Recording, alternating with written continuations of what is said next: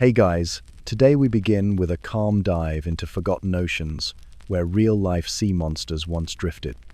We'll meet gentle giants longer than buses, buzzsaw sharks with spiral teeth, and glowing jelly dragons that stole their enemies' stings. Each short story will carry you deeper into the blue until waves and whale songs fade into quiet night. But before you get comfortable, please make sure to like the video and subscribe if you genuinely appreciate the work I do here. And please let me know in the comments where you're tuning in from and what time it is for you. Now, dim the lights, put your phone or TV remote out of reach, and let's move into tonight's journey together. Close your eyes and let the centuries dissolve. We're drifting backward now, past the rise and fall of empires, past the first footsteps on land, past forests that turn to coal beneath forgotten skies. 520 million years slip away like sand through an hourglass, until we arrive at a world so alien it might as well be another planet entirely. This is the Cambrian period, and Earth wears a face you wouldn't recognize. No grass whispers in non-existent winds, no flowers bloom in gardens that won't exist for another 250 million years. Instead, shallow seas stretch endlessly. Their waters are milky blue-green, warmed by a sun that hangs closer and burns brighter than the one you know.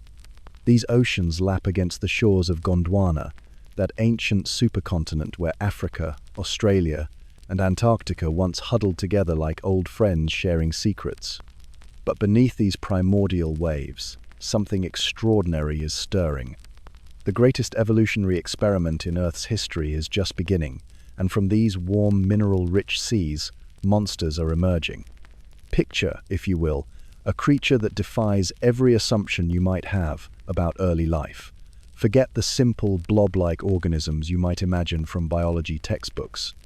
This animal is sophisticated, elegant, and utterly terrifying. Its name is Anomaloceri, and it rules these ancient waters like a soft-shelled emperor. Stretch your imagination to encompass a body nearly 2 meters long, longer than most humans are tall. Its form flows like living silk, segmented and flexible, undulating through the water with an almost hypnotic grace. The body itself is a marvel of engineering, covered in soft, rippling fins that run along its sides like the ruffles of an elaborate gown. These fins work in perfect coordination, creating waves of motion that propel this giant through its domain with surprising speed and maneuverability. But it's the front of this creature that truly captures the imagination. 2 massive arms extend forward like the grasping appendages of some fever dream. These aren't the rigid claws you might expect from a predator, but flexible, segmented limbs that can curl and twist with remarkable dexterity. Each arm is lined with wicked spines, perfectly designed for grasping and manipulating prey. Imagine the arms of a mantis shrimp, that modern boxing champion of the sea butt, scaled up to nightmarish proportions and armed with the sensitivity to detect the slightest movement in the water. And then there's the mouth. Oh, the mouth. At first glance it appears almost decorative, like some intricate piece of ancient jewelry. A circular array of plates arranged in a pinwheel pattern, each one overlapping the next in perfect symmetry. But when this mouth opens to feed, the plates separate and extend outward like the petals of some hellish flower, revealing a central chamber lined with smaller spines.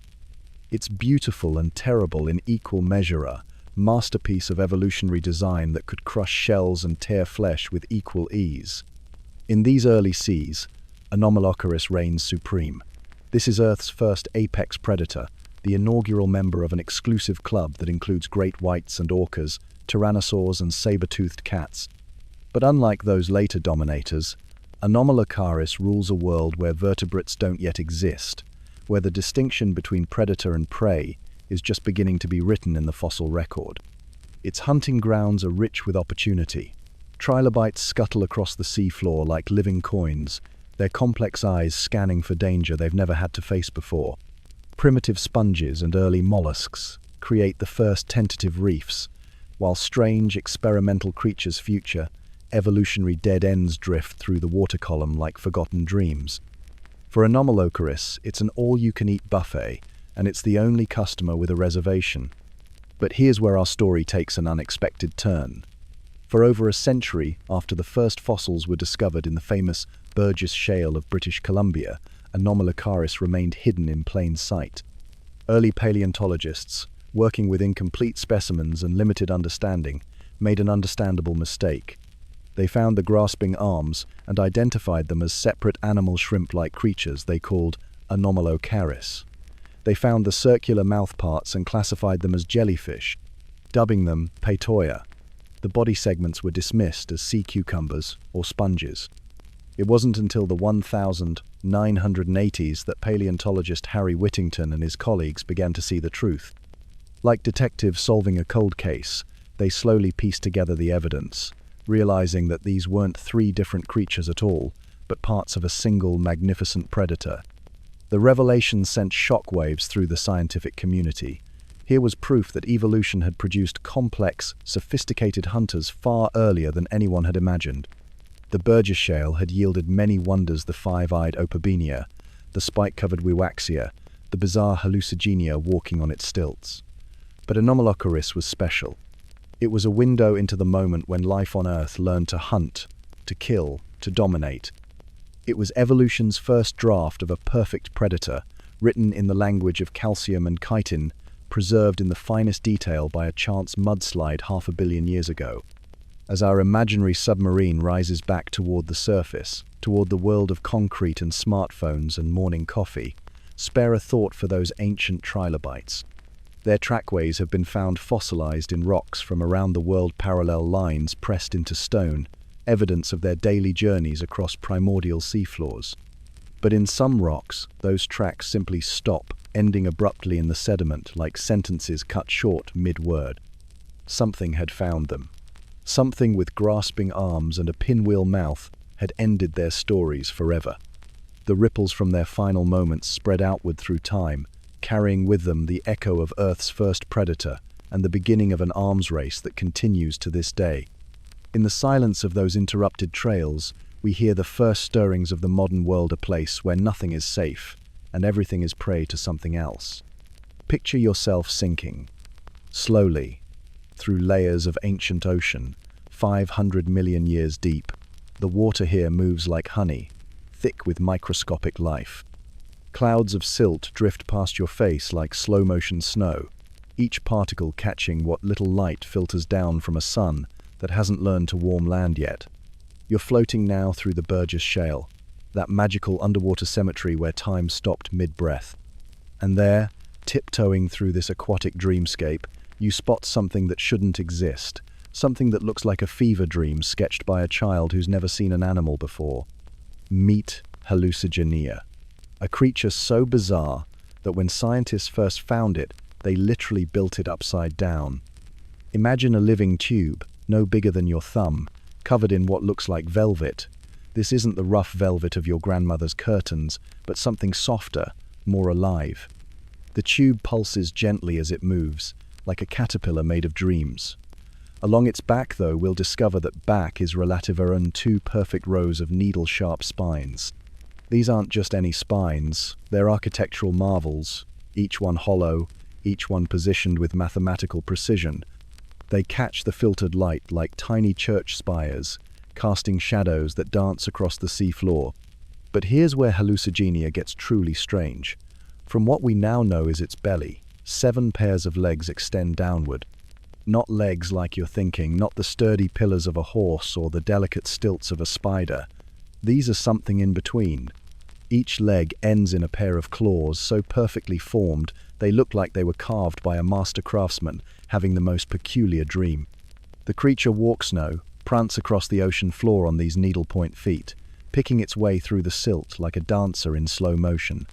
At what we now understand to be the front end, though it took us decades to figure out which end was which, sits the most remarkable feature of all, a mouth. But not just any mouth. This is a mouth that defies everything we thought we knew about early life. It's ringed with tiny teeth, arranged in perfect circles like the petals of some carnivorous flower. Around this toothy opening, delicate tendrils wave in the current, tasting the water, searching for the tiny creatures Hallucenia calls dinner. Now here comes the embarrassing part of our story. When scientists first discovered Hallucenia in 1977, they made a mistake so fundamental it's almost charming. They built the whole creature upside down. Picture this. Serious paleontologists in white coats, surrounded by careful drawings and precise measurements, confidently announcing they'd reconstructed a creature that walked on its spines like a porcupine doing a handstand. The leg-like appendages? Oh, those were defensive spines growing from its back, obviously. For years, Hallucenia stood in textbooks like a spiny hot dog on toothpicks, its true legs waving uselessly in the theoretical current above. Museums built models this way. Scientific papers were written. Careers were built on this upside-down understanding. The creature's very name, Hallucenia, reflects this confusion.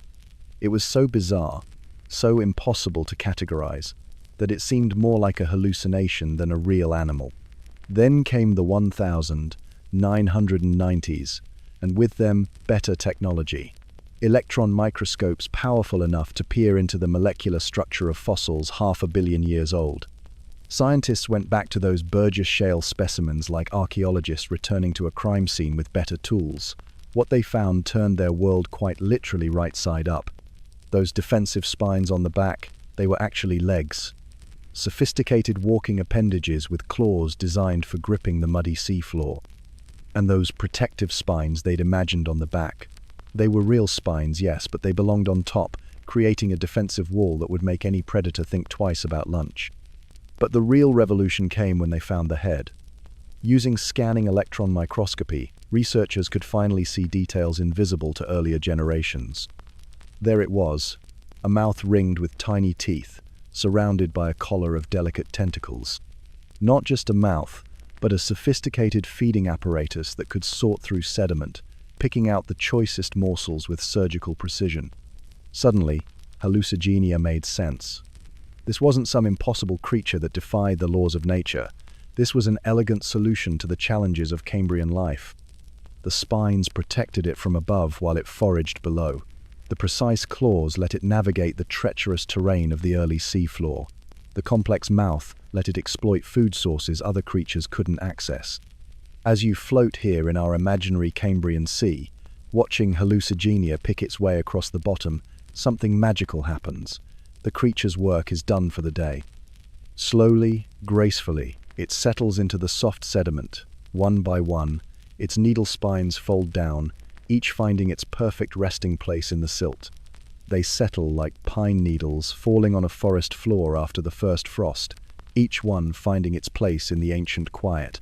The last spine touches down, and in that moment, 500 million years of history holds its breath. Soon these delicate creatures will be buried, preserved, waiting in stone for curious humans to find them and slowly, carefully, turn them right side up again. Close your eyes and let yourself drift backward through time. Not years, not centuries, but nearly 500 million years, to when the world wore a completely different face.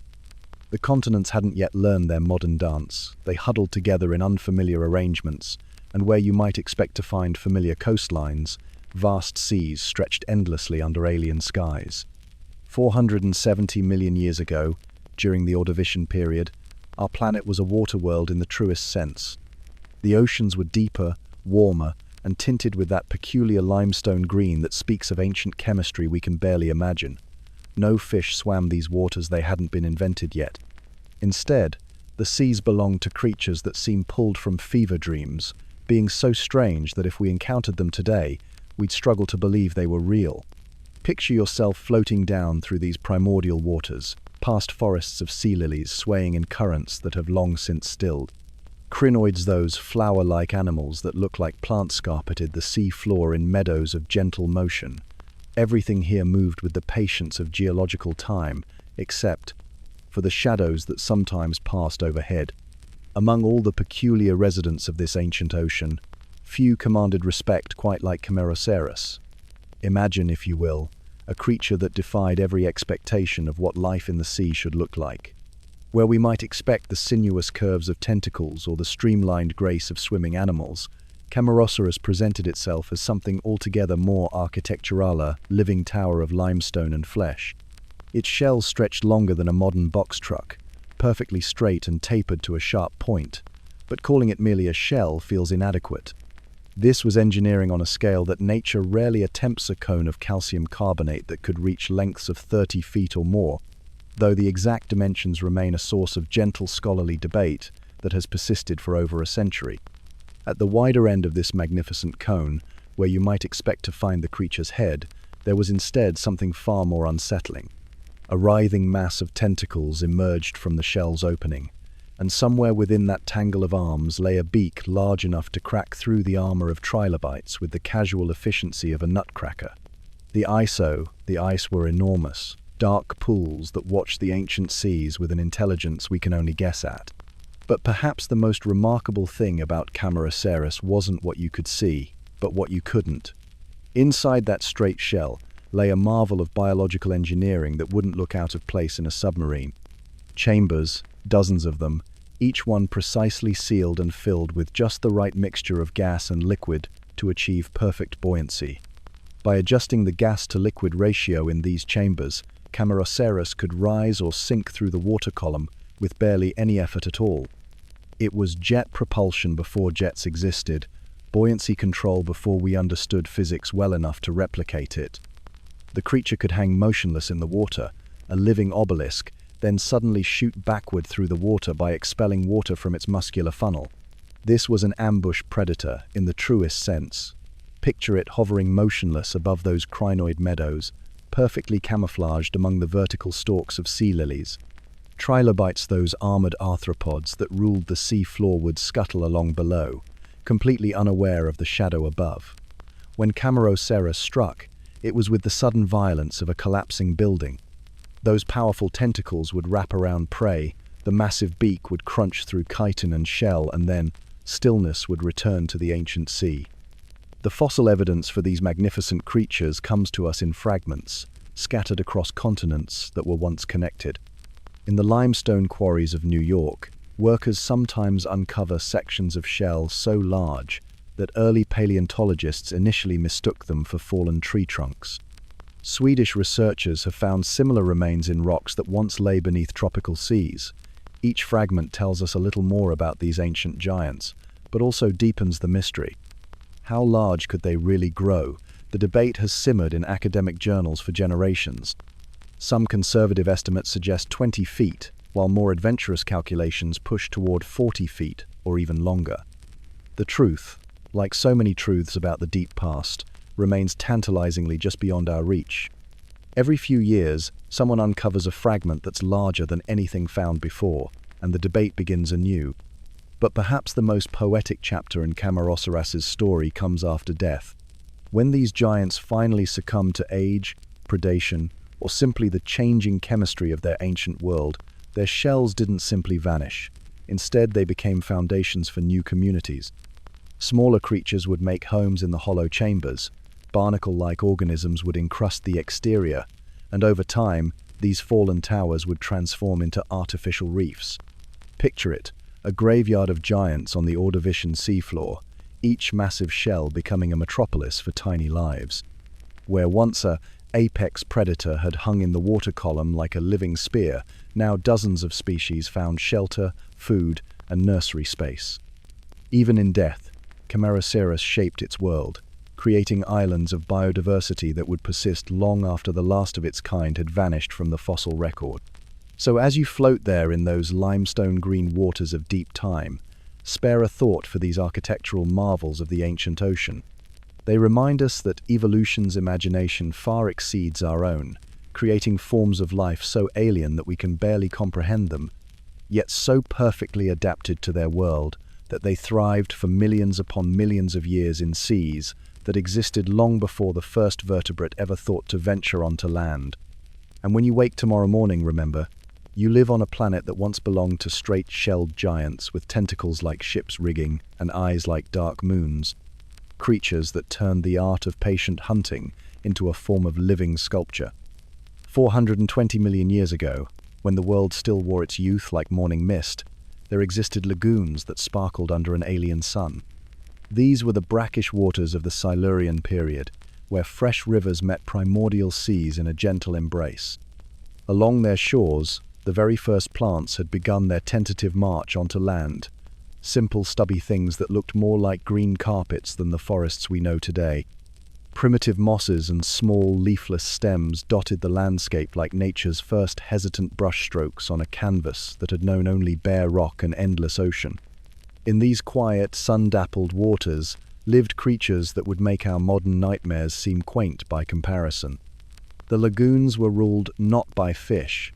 Those were still struggling to find their fins in deeper waters, but by the eurypterids.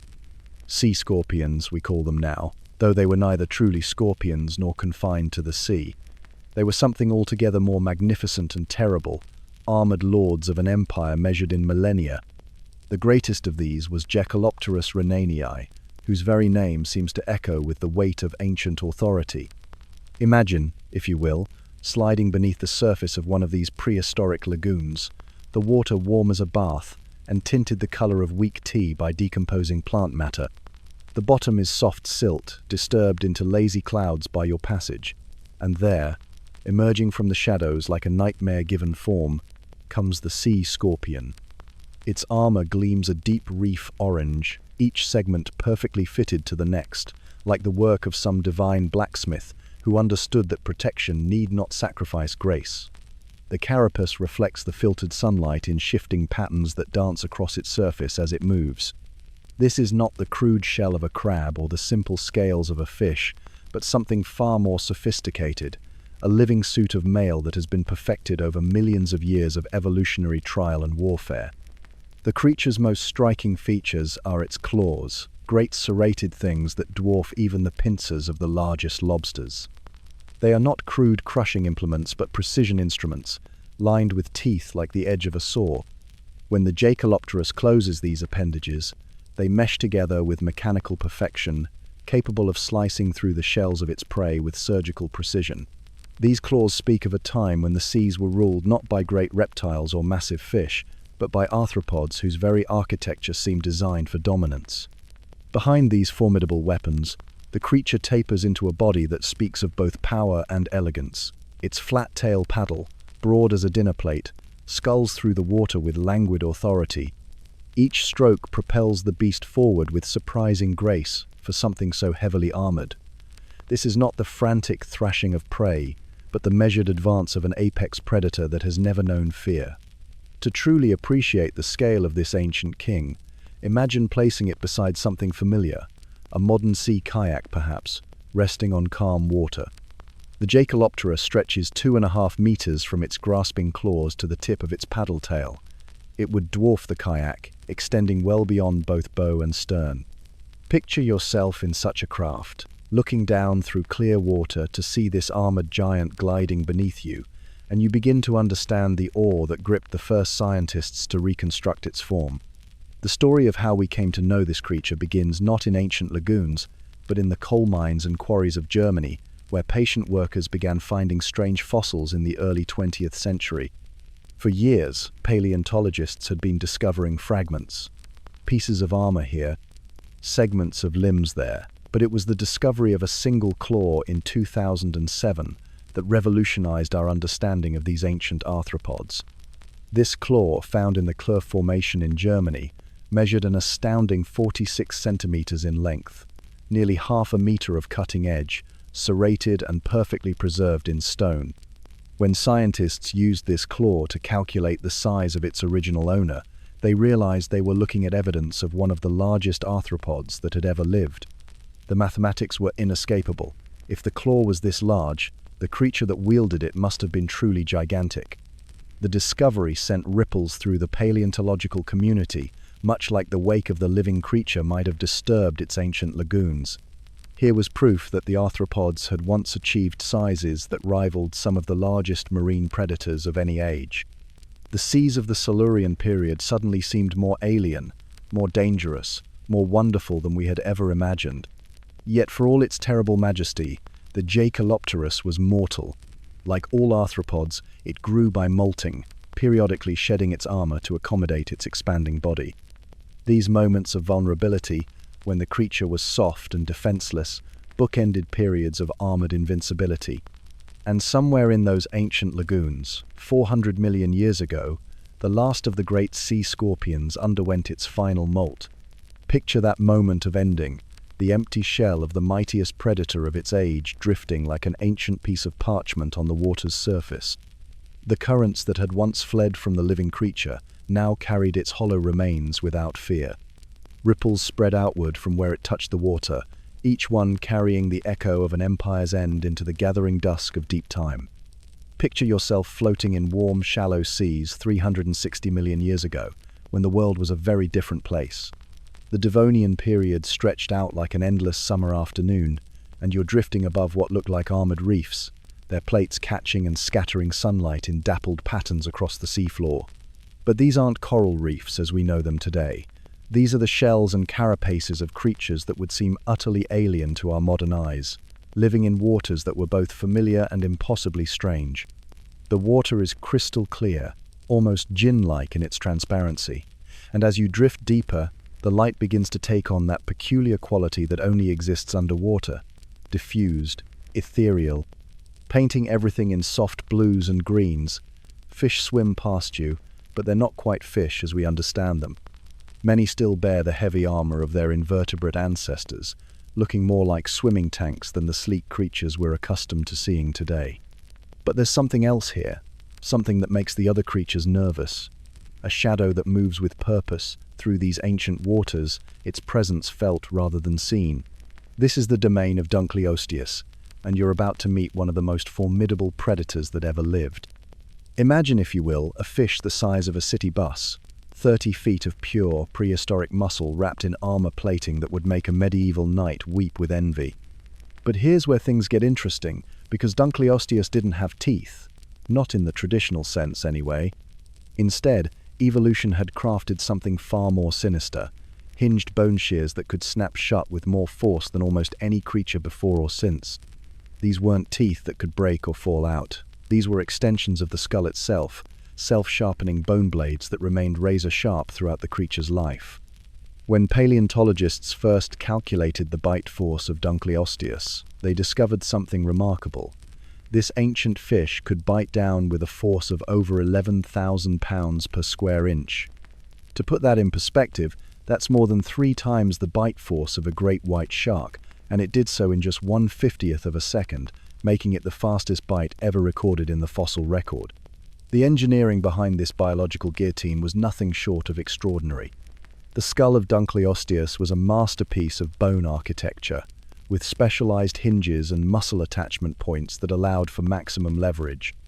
When this creature decided to bite something, it wasn't just closing its mouth. It was activating a precision-engineered bone crusher that could slice through nearly anything the Devonian seas had to offer. But Dunkleosteus wasn't just impressive for its bite. It represents something far more significant in the grand story of life on Earth, the moment when vertebrate jaws truly came into their own. This was fish-first predation taken to its logical extreme, and it fundamentally shifted how marine food webs operated. Before creatures like Dunkleosteus, the ocean's apex predators were largely invertebrates. Giant sea scorpions and other arthropods ruled the waves. But here was a vertebrate that could not only compete with these ancient titans, but could actively hunt them down and turn them into lunch. The arrival of jawed fish like Dunkleosteus marked a turning point in marine ecosystem dynamics that we can still see echoes of today. The presence of such a formidable predator would have shaped the behavior and evolution of every other creature in its environment. Prey species would have developed new defensive strategies, escape mechanisms, and armor plating of their own. In a very real sense, Dunkleosteus was an evolutionary arms dealer, forcing innovation through sheer predatory pressure. Our understanding of this remarkable creature comes from meticulous detective work in places like the Cleveland shale quarries of Ohio, where some of the most complete Dunkleosteus specimens have been found. These fossil sites are time capsules, preserving moments from the Devonian seas in extraordinary detail. The work of reconstructing Dunkleosteus from its fossilized plates is like assembling a 3-dimensional jigsaw puzzle where most of the pieces are missing. Paleontologists have spent decades carefully mapping each bone plate, understanding how they connected, how they moved, and what they tell us about how this creature lived and hunted. Each discovery adds another piece to our understanding. The wear patterns on the bone shears reveal how Dunkleosteus processed its food. The muscle scars on the skull bones tell us about the incredible forces involved in its bite. The overall body plan, reconstructed from scattered plates and educated guesswork, paints a picture of a creature perfectly adapted for its role as the ocean's premier predator. As our imaginary journey through the Devonian draws to a close, picture Dunkleosteus one last time, its massive silhouette cutting through the ancient waters. The day is ending in this prehistoric world, and clouds of fine sediment drift through the water like underwater snow, kicked up by the movements of countless creatures going about their daily business of survival. The great predator moves through this silty twilight, like a living shadow, its bone shears catching the last rays of filtered sunlight. And then, gradually, it fades into the murky distance, taking with it the secrets of an ocean that existed when life was still figuring out what it meant to be truly wild. These were the pioneers of predation, the first draft of nature's most successful design, the vertebrate hunter. And in their fossil bones, we find echoes of a world that was both utterly alien and surprisingly familiar, a world where giants ruled the seas and evolution was still writing its most dramatic chapters. Picture yourself drifting through the warm, shallow seas of the Permian period, some 270 million years ago.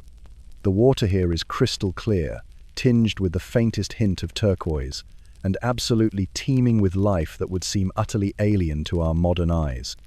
Coiled ammonites spiral through the water column like living nautiluses, their tentacles trailing behind them as they jet-propel themselves through ancient currents. The seafloor beneath is carpeted with crinoid sea lilies that sway gently in the current, creating an underwater garden that rustles with every passing creature. Trilobites scuttle along the bottom, their compound eyes glinting in the filtered sunlight, while early fish dart between stands of primitive corals. This is a world where evolution was still experimenting with some truly wild ideas, testing out body plans that would make even the most imaginative science fiction writer pause and reconsider what's actually possible in nature. And speaking of impossible-seeming creatures, let me tell you about one of the most puzzling animals that ever lived in these ancient waters. For the longest time, paleontologists had been finding these strange, spiral-shaped fossils in rocks from this period. They were obviously teeth-but teeth, unlike anything anyone had ever seen before. Picture a perfect spiral, like a ram's horn or a nautilus shell, but made entirely of interlocking triangular teeth, each one sharp as a blade and fitted together with the precision of a Swiss watch. The whole structure could grow to over a foot in length, curling round and round in an endless whirl that defied explanation. When the first complete fossils of this creature were discovered, scientists didn't quite know what to make of it. They named it Heloprion, literally meaning spiral saw, but that's about all they could agree on. Some thought this bizarre spiral was actually a dorsal fin that jutted up from the creature's back like some kind of organic buzzsaw. Others suggested it might be some sort of defensive structure on the snout, like a rhinoceros horn made of teeth. The most creative theorists even proposed it was a specialized feeding apparatus that stuck out from the front of the fish's face like a circular saw blade. It was as if nature had decided to cross a shark with a piece of industrial equipment, and nobody could figure out quite how the engineering was supposed to work. For decades, Heloprion remained one of paleontology's greatest mysteries. Artists' reconstructions showed wildly different interpretations. Some depicted it as a sleek predator, with the spiral mounted like a weapon on its snout. Others imagined it as a slow-moving bottom feeder, using the whirl to rake through sediment. The truth, as it often does, turned out to be far stranger than anyone had imagined. The breakthrough came with modern CT scanning technology. When researchers finally got a complete Heloprion skull into a medical scanner and peered inside with digital X-rays, the mystery began to unravel. The spiral wasn't external at all, it was tucked away inside the fish's lower jaw, like nature's most elaborate Swiss Army knife. Imagine opening your mouth and finding not a row of teeth, but an entire scroll of blade-like dentition wound up like a carpet inside your jaw. That's essentially what Heloprion had evolved. The tooth whirl worked like a conveyor belt of cutting edges. As the fish grew, new teeth would be added at the back of the spiral, while the older ones at the front would curl inward and downward, creating this incredible spiral structure that could slice through prey with ruthless efficiency. When Heloprion opened its mouth to feed, this entire apparatus would unfold slightly, presenting a curved cutting surface that could shear through flesh and shell with ease. It was like having a nautilus-shaped bread knife built right into your face, perfectly designed for processing the abundant, soft-bodied prey that filled these Permian seas. Picture this remarkable creature gliding through the warm waters, its sleek body cutting silently through schools of early fish and cephalopods. When it spotted prey, Heloprion would accelerate with surprising grace for something carrying such elaborate dental equipment.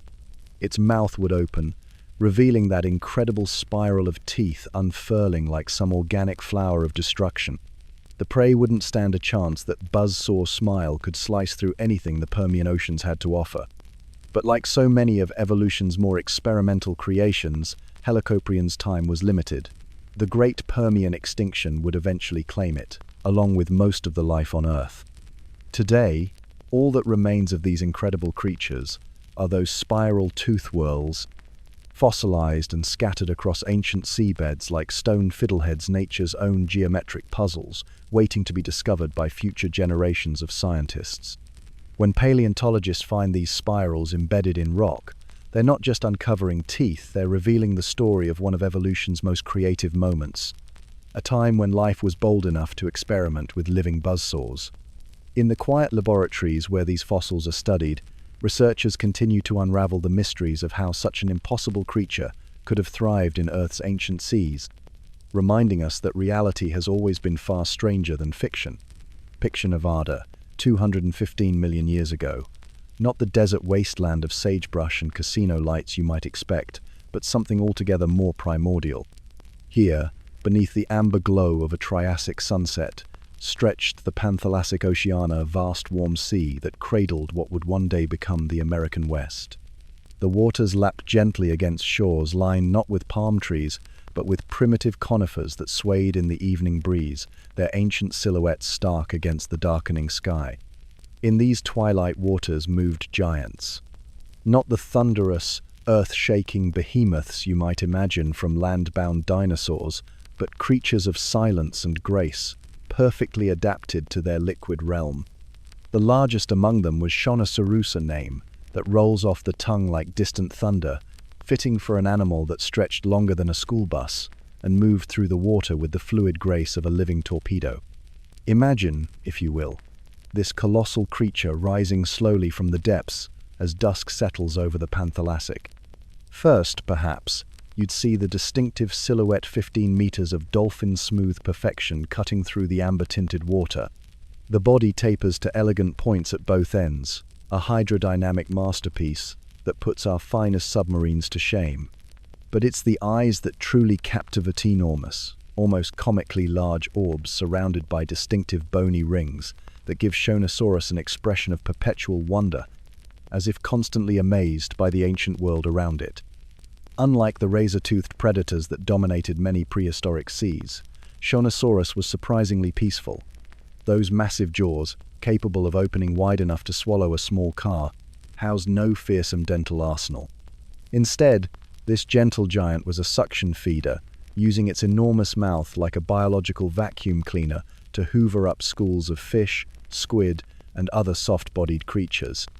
Picture it gliding silently through the water, jaws slightly agape, creating a current that drew unsuspecting prey into its cavernous mouth with barely a struggle. The story of how we came to know Shonosaurus is as fascinating as the creature itself. In the 1950s, paleontologists began uncovering something extraordinary in the remote desert near what is now Berlin Ichthyosaur State Park in Nevada.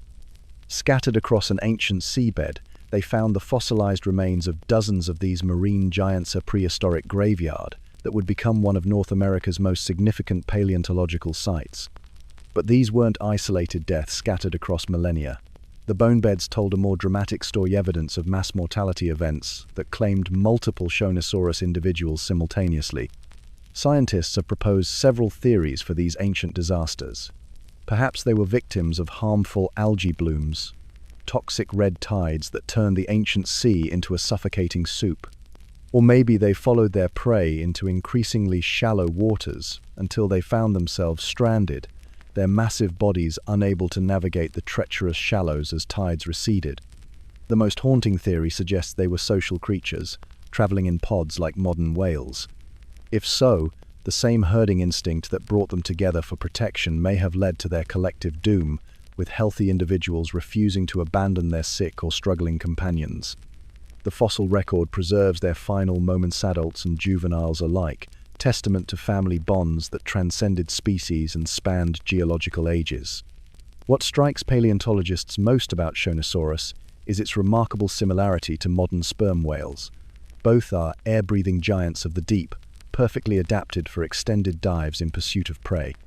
Scientists estimate that Shonosaurus possessed lung capacity comparable to its modern cetacean cousins, perhaps even greater given its massive size.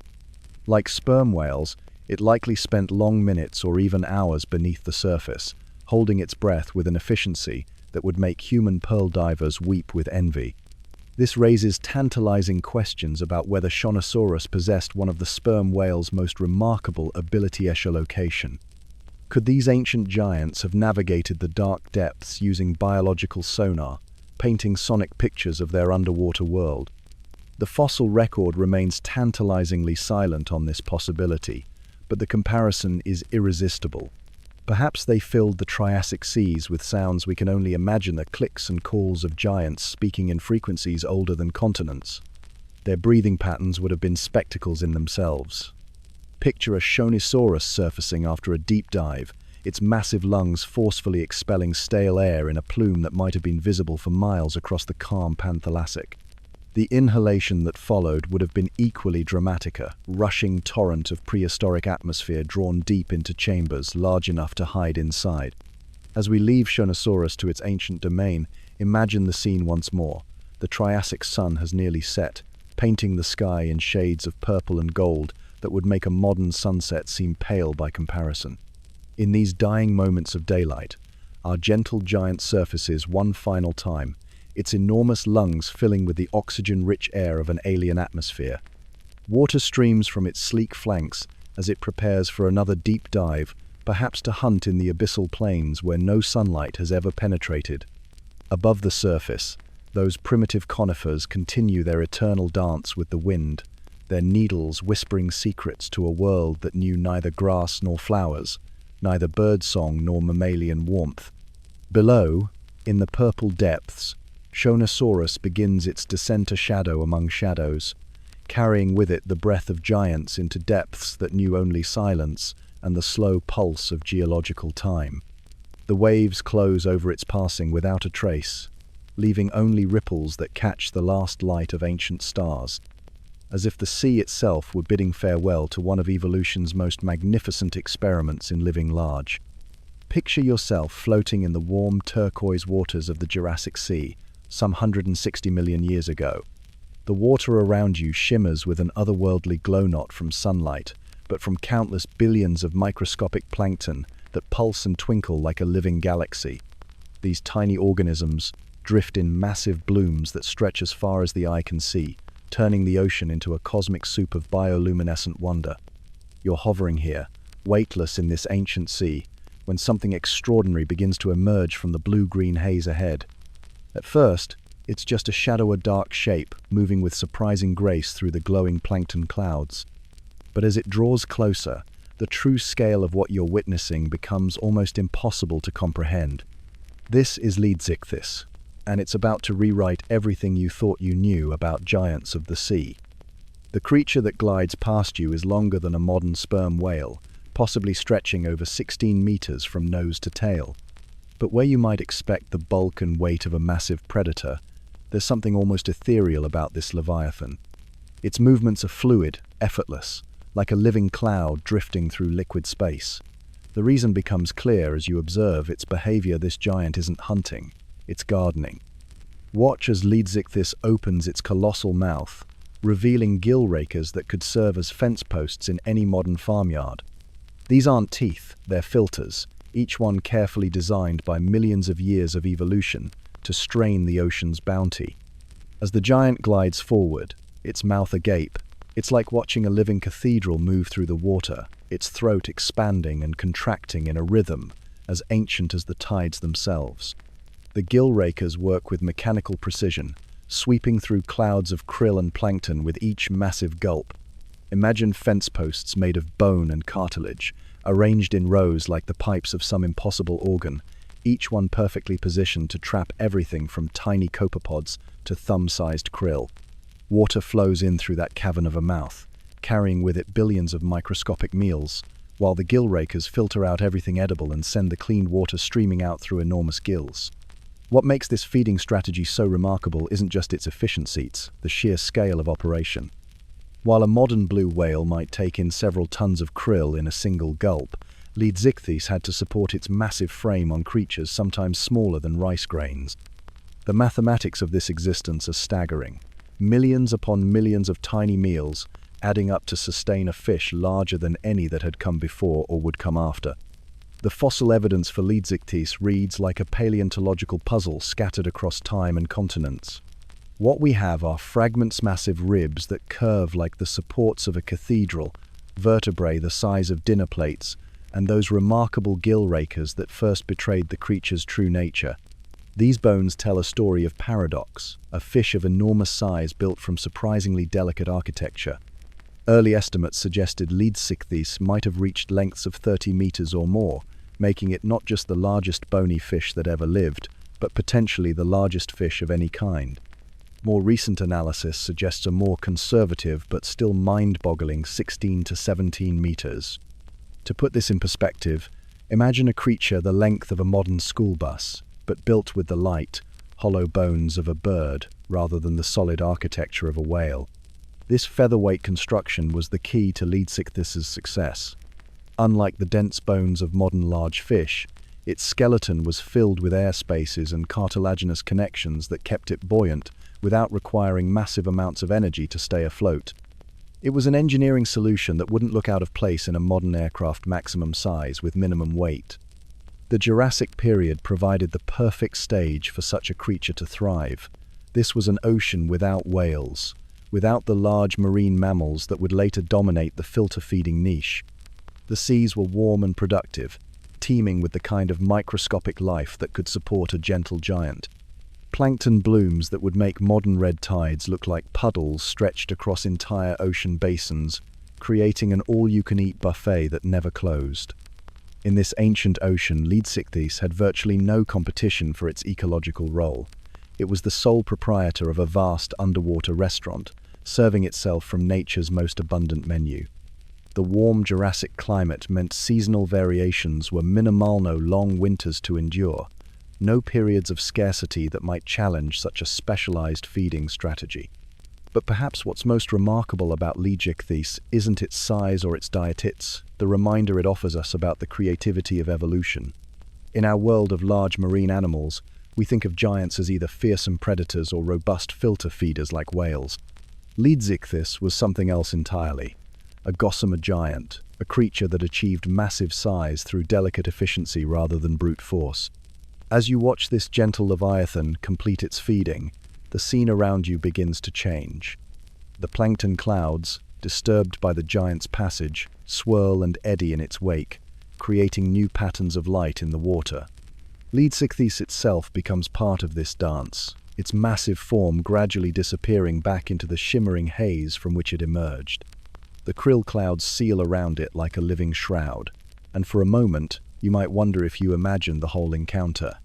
But the gentle currents still carry the taste of its passage, and somewhere in the glowing depths ahead, the largest bony fish that ever lived continues its eternal dance with the microscopic multitudes, a reminder that in the oceans of the past, giants could be gentle, and the greatest hunters were those who never needed to hunt at all. Picture, if you will, a Jurassic night some 150 million years ago.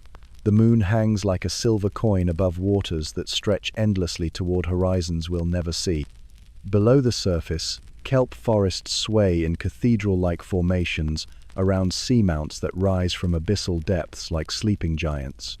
The water is warm, impossibly clear, and absolutely teeming with life that would make our modern oceans seem positively barren by comparison. In these moonlit waters, something moves, something so large that when it breathes, the surface ripples for dozens of meters in every direction. This is Leoperodon Ferox, and ferox, meaning fierce, might just be the understatement of the Mesozoic era. Now, I know what you're thinking. Another prehistoric marine reptile, another bigger than a school bus comparison. But Leoperodon wasn't just big, it was transcendently, impossibly, almost offensively huge. We're talking about an animal that could reach lengths of up to 25 meters. To put that in perspective, that's longer than a blue whale's heart is tall. Actually, scratch that. It's longer than most blue whales are tall, period. But size alone doesn't tell the full story. What made Leoperodon truly extraordinary were those flippers. 4 of them, each measuring roughly 4 meters in length. Picture trying to swim with 4 kayak paddles strapped to your limbs. Except these weren't paddles. They were precision-engineered biological propulsion systems capable of moving 150 tons of muscle through water with the grace of a ballet dancer and the power of a freight train. These weren't the flippers of some gentle giant either. Modern reconstructions suggest that Leoperodon could accelerate from a dead stop to full hunting speed in just a few powerful strokes. Imagine floating peacefully in those ancient waters. Perhaps you're a nice, respectable ichthyosaur just trying to catch some fish, when suddenly the water around you explodes into turbulence as something the size of a small building launches itself from the depths below. The real terror, though, lay in that massive skull. Leoperodon's head could measure up to 6 meters long. That's longer than most people's entire cars. And every centimeter of that massive mandible was packed with conical teeth, each one perfectly designed for one job: puncturing, gripping, and never, ever letting go. These weren't the slicing teeth of a shark or the grinding teeth of modern whales. They were more like biological railroad spikes, curved slightly inward to ensure that whatever Leoperodon bit stayed bit. Each tooth could measure up to 10 centimeters long, and they were constantly being replaced throughout the animal's lifetime. Paleontologists have found tooth marks on other marine reptile fossils that match Leoperodon's dental signature perfectly, including bite marks that go clean through bones that would require several tons of pressure per square inch to crack. But perhaps most terrifying of all was Leoperodon's sense of smell. You see, this creature possessed nostrils that opened not to the outside world, but to the inside of its mouth. Water would flow in through openings in the snout, travel through specialized chambers lined with incredibly sensitive tissue, and then exit through the mouth. This arrangement, similar to what we see in modern snakes, allowed Leoperodon to taste the water itself, tracking prey across vast distances by following the faintest traces of blood or metabolic waste. Imagine being wounded in those ancient waters. Every drop of blood you shed would spread through the water like an invitation, creating an invisible trail that Leoperodon could follow like a highway straight to your location. And once it had your scent, there was nowhere to hide in those endless blue expanses. When Leoperodon attacked, it attacked like a crocodile the size of a subway car. The ambush was everything.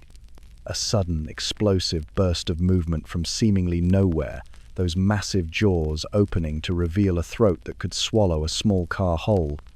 The impact alone would have been enough to kill most prey, but those conical teeth ensured that nothing escaped once caught. Remarkably, we know all this because of chalk, specifically the chalk cliffs along the English Channel coast. You know those famous white cliffs of Dover?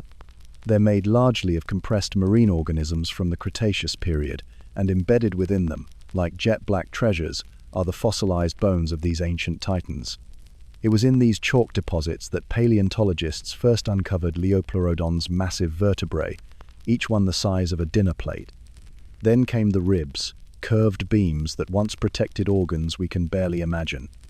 And finally, most dramatically, fragments of that incredible skull, with tooth sockets that told the story of a predator unlike anything alive today. The discovery was like finding pieces of a nightmare scattered through stone, each fossil fragment revealing a little more about this apex predator that ruled the Jurassic seas. In some ways, those white cliffs became a prehistoric crime scene, preserving evidence of hunts that took place when the world was young and the oceans belonged to giants. Tonight, when you look up at the moon, remember those silver-lit waters of deep time. Picture Leoperodon gliding through kelp-lined corridors, its massive form creating pressure waves that smaller creatures could feel from kilometers away. Watch as it rises from the depths, moonlight streaming off its massive back, those 4-meter flippers driving it forward with silent, deadly precision. And then watch as its ripple tracks fade into the starlit plankton snow, leaving no trace of its passing except for the chalk-white bones it left behind, waiting patiently for us to find them and remember that once, long ago, the seas belonged to monsters that make our wildest dreams seem tame by comparison. Imagine, if you will, a time when Kansas was underwater, not metaphorically, but literally beneath the waves of a vast inland sea that stretched from the Gulf of Mexico to the Arctic Ocean. This was the Western Interior Seaway, 70 million years ago, and its chalk blue waters teemed with life that would make today's ocean predators seem positively tame. Pteranodon wheeled overhead on 25-foot wingspans, their toothless beaks occasionally breaking the surface to snatch unwary fish.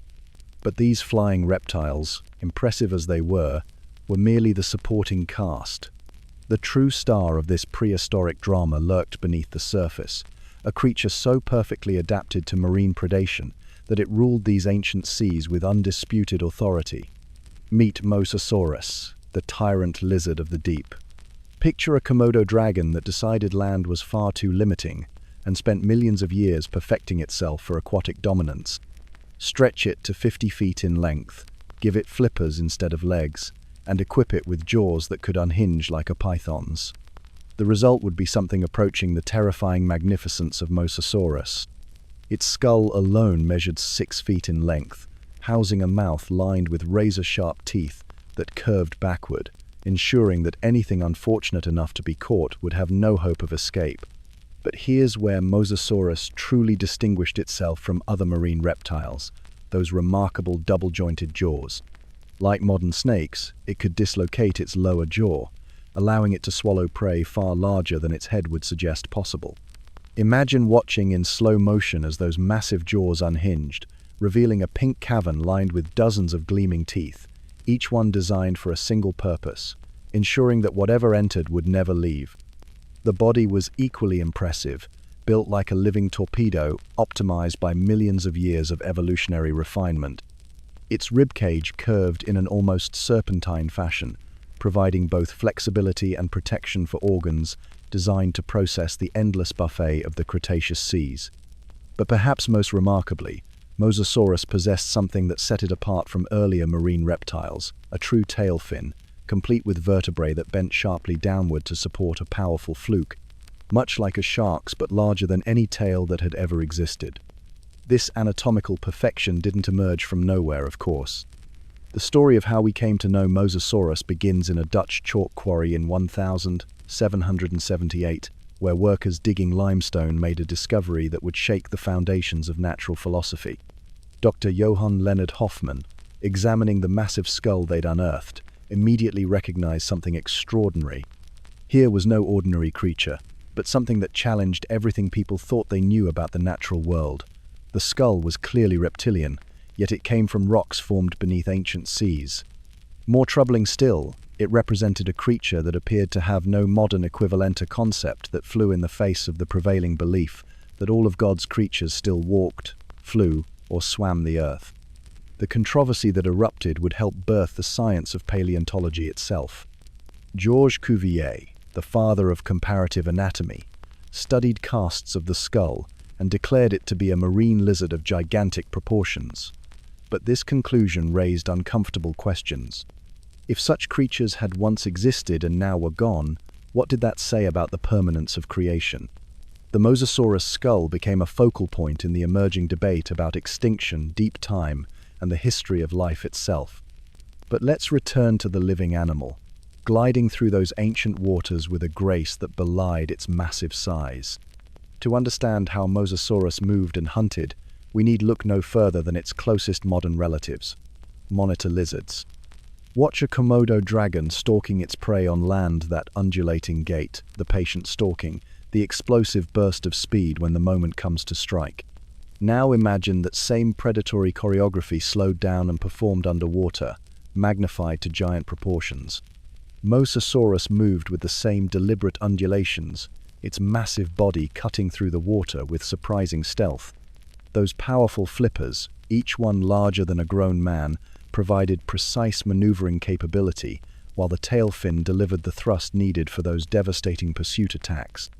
When hunting, Mosasaurus would approach from below and behind, using the natural camouflage of the murky depths. Its preammonites the size of truck tires, long-necked plesiosaurs, early sea turtles would have little warning before those terrible jaws closed around them. The bite force has been estimated at over 11,000 pounds per square inch, enough to crush the shells of the largest ammonites or snap the necks of other marine reptiles in a single decisive chomp. For 25 million years, Mosasaurus and its relatives ruled the world's oceans. They were so successful, so perfectly adapted to their environment, that it seemed they might reign forever.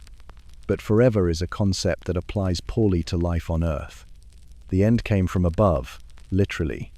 66 million years ago, a city-sized asteroid slammed into the Yucatan Peninsula with the force of billions of nuclear bombs. The impact threw so much debris into the atmosphere that the sky turned dark for months. Without sunlight, photosynthesis stopped. The food chain collapsed from the bottom up.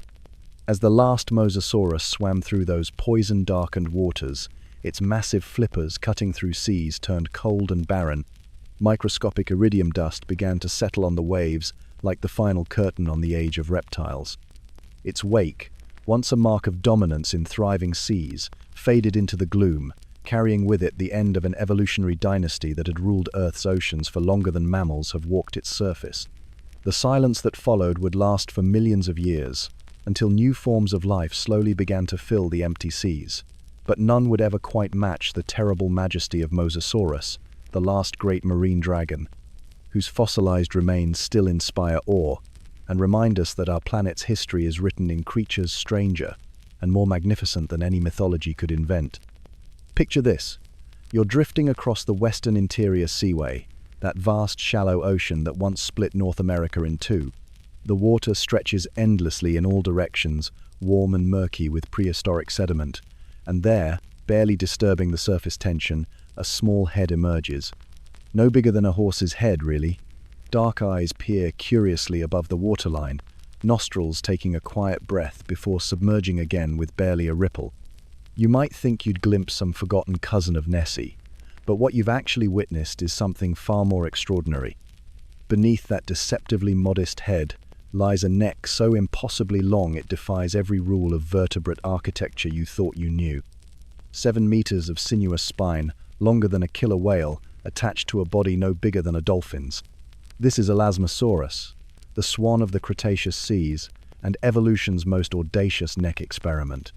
That magnificent neck was built from 72 vertebrae. 72. To put that in perspective, giraffes, those famously long-necked show-offs, manage with just 7, same as you and me. Even the longest-necked dinosaurs topped out around 50. But Elasmosaurus took the concept and ran with it, or rather, swam with it, creating a neck so extensive it comprised more than half the animal's total length. Each vertebra was a marvel of engineering, hollow and lightweight, yet strong enough to support the massive musculature required to move such an appendage through water.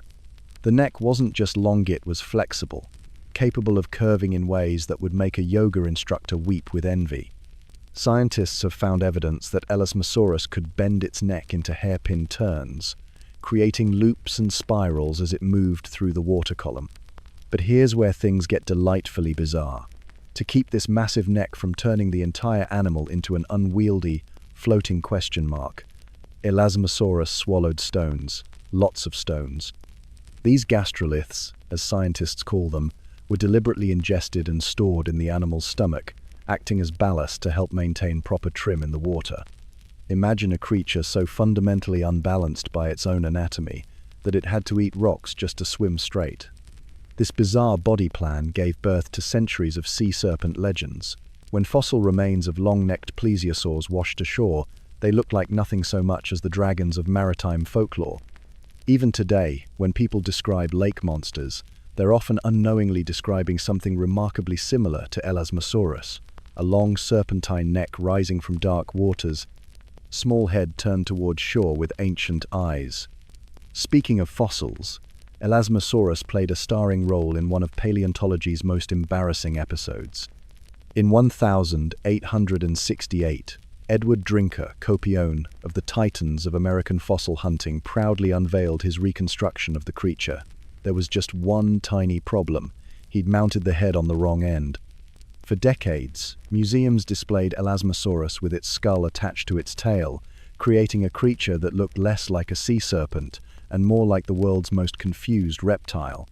The mistake wasn't entirely Cope's fault.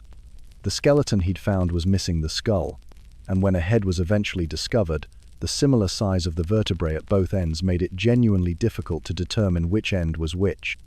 It took nearly a century before scientists definitively sorted out the animal's proper orientation.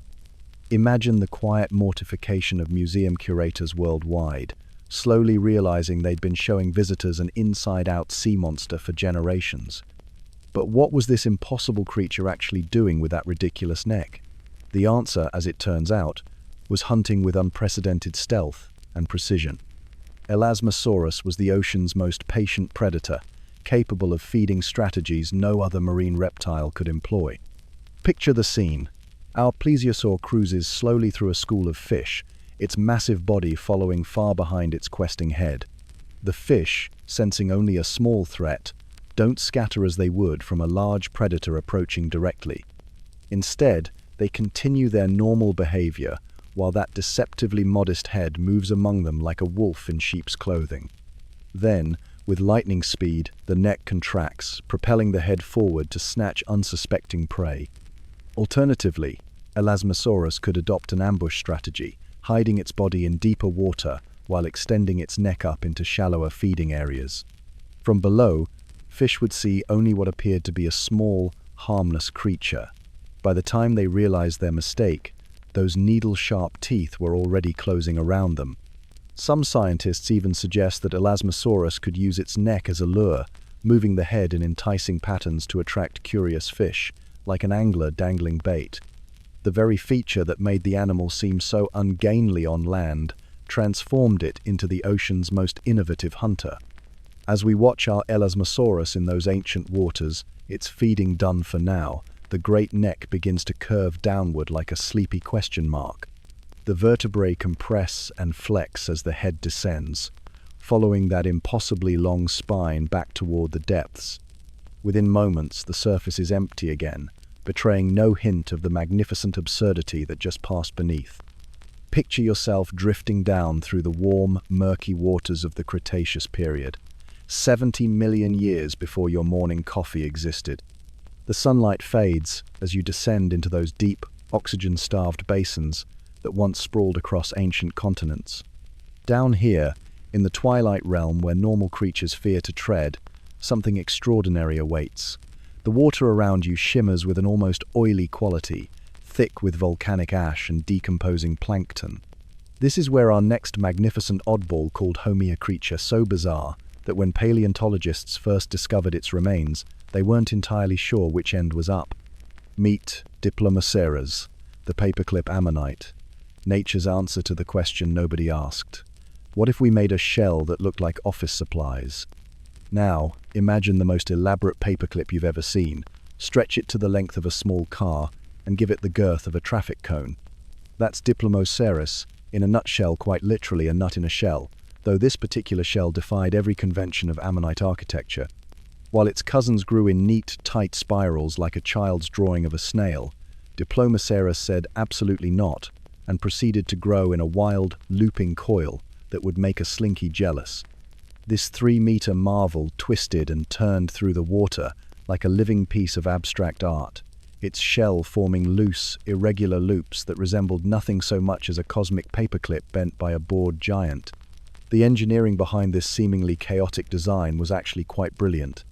Each section of the shell contained carefully calibrated chambers that the creature could flood or empty with water, creating a sophisticated buoyancy control system that would make modern submarine designers weep with envy. By adjusting the gas and water ratios in different chambers along its lengthy coils, Diplomoceras could hover motionless in the water column, rise to hunt near the surface, or sink into the depths to escape predators. It was like having a built-in elevator system, complete with express and local stops throughout the ancient ocean's vertical highway.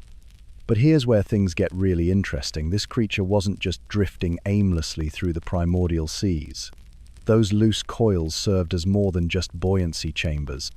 They were escape pods, smoke machines, and confusion generators all rolled into one magnificent package. When threatened by marine predators like massive mosasaurs or hungry sharks, Diplomoceras could retreat deep into its shell, while simultaneously releasing clouds of dark ink from multiple points along its coiled body. Imagine trying to catch something that's essentially a 3-meter-long confusion machine, spurting ink from what feels like 17 different directions while twisting through the water like a caffeinated corkscrew. Recent isotope analysis of Diplomoceras fossils has revealed perhaps the most extraordinary secret of all these creatures may have lived for over a century. The chemical signatures locked in their shells tell tales of seasonal migrations spanning decades, of growth rings that mark not just years but entire human lifetimes.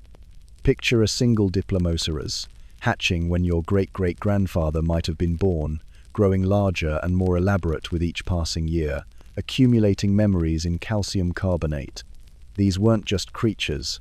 They were living chronicles of ancient ocean conditions, swimming libraries documenting 100 years of Cretaceous climate change in their very bones. Artists and paleontologists have had a field day imagining how these creatures actually moved through the water. Some depictions show them as graceful underwater dancers, their shells trailing behind like elaborate ballet costumes. Others portray them as alien visitors, their twisted forms defying earthly logic as they navigate between dimensions of sea and sky. The most poetic illustrations capture them in their final moment shells, twirling down through the water column like ribbons dropped by careless gods, settling onto the seafloor with all the grace of autumn leaves finding their final resting place. When you close your eyes tonight and drift towards sleep, imagine Diplomoceras in its Elementa creature that lived slow and died old in an ocean that no longer exists. Picture it gliding through those ancient waters, its paperclip shell catching whatever dim light filtered down from the surface, a gentle giant in a world of monsters. Its story reminds us that sometimes the most successful survival strategies are the ones that seem completely absurd at first glance. In an age when everything was trying to be bigger, faster, and more heavily armed, Diplomoceras chose to be weird, and it worked brilliantly for millions of years. So tonight, as you drift off to sleep, spare a thought for the paperclip ammonite, the office supply of the ancient seas, whose greatest weapon against extinction was simply being too strange for predators to figure out. Imagine drifting through waters so impossibly warm that tropical currents caress ancient shorelines where no ice has ever touched. This is the Eocene epoch, 37 million years ago, when the world wore a blanket of greenhouse warmth, and the Tethys Sea stretched like a vast, shallow bathtub between continents still learning their proper places on the globe. Here, in these primordial waters that shimmer with an almost dreamlike quality, something extraordinary moves through the liquid twilight. Not quite serpent, not quite whale, but something wonderfully, impossibly in between. Meet Basilosaurus, the king lizard that wasn't a lizard at all, but rather one of evolution's most audacious experiments in the art of becoming aquatic.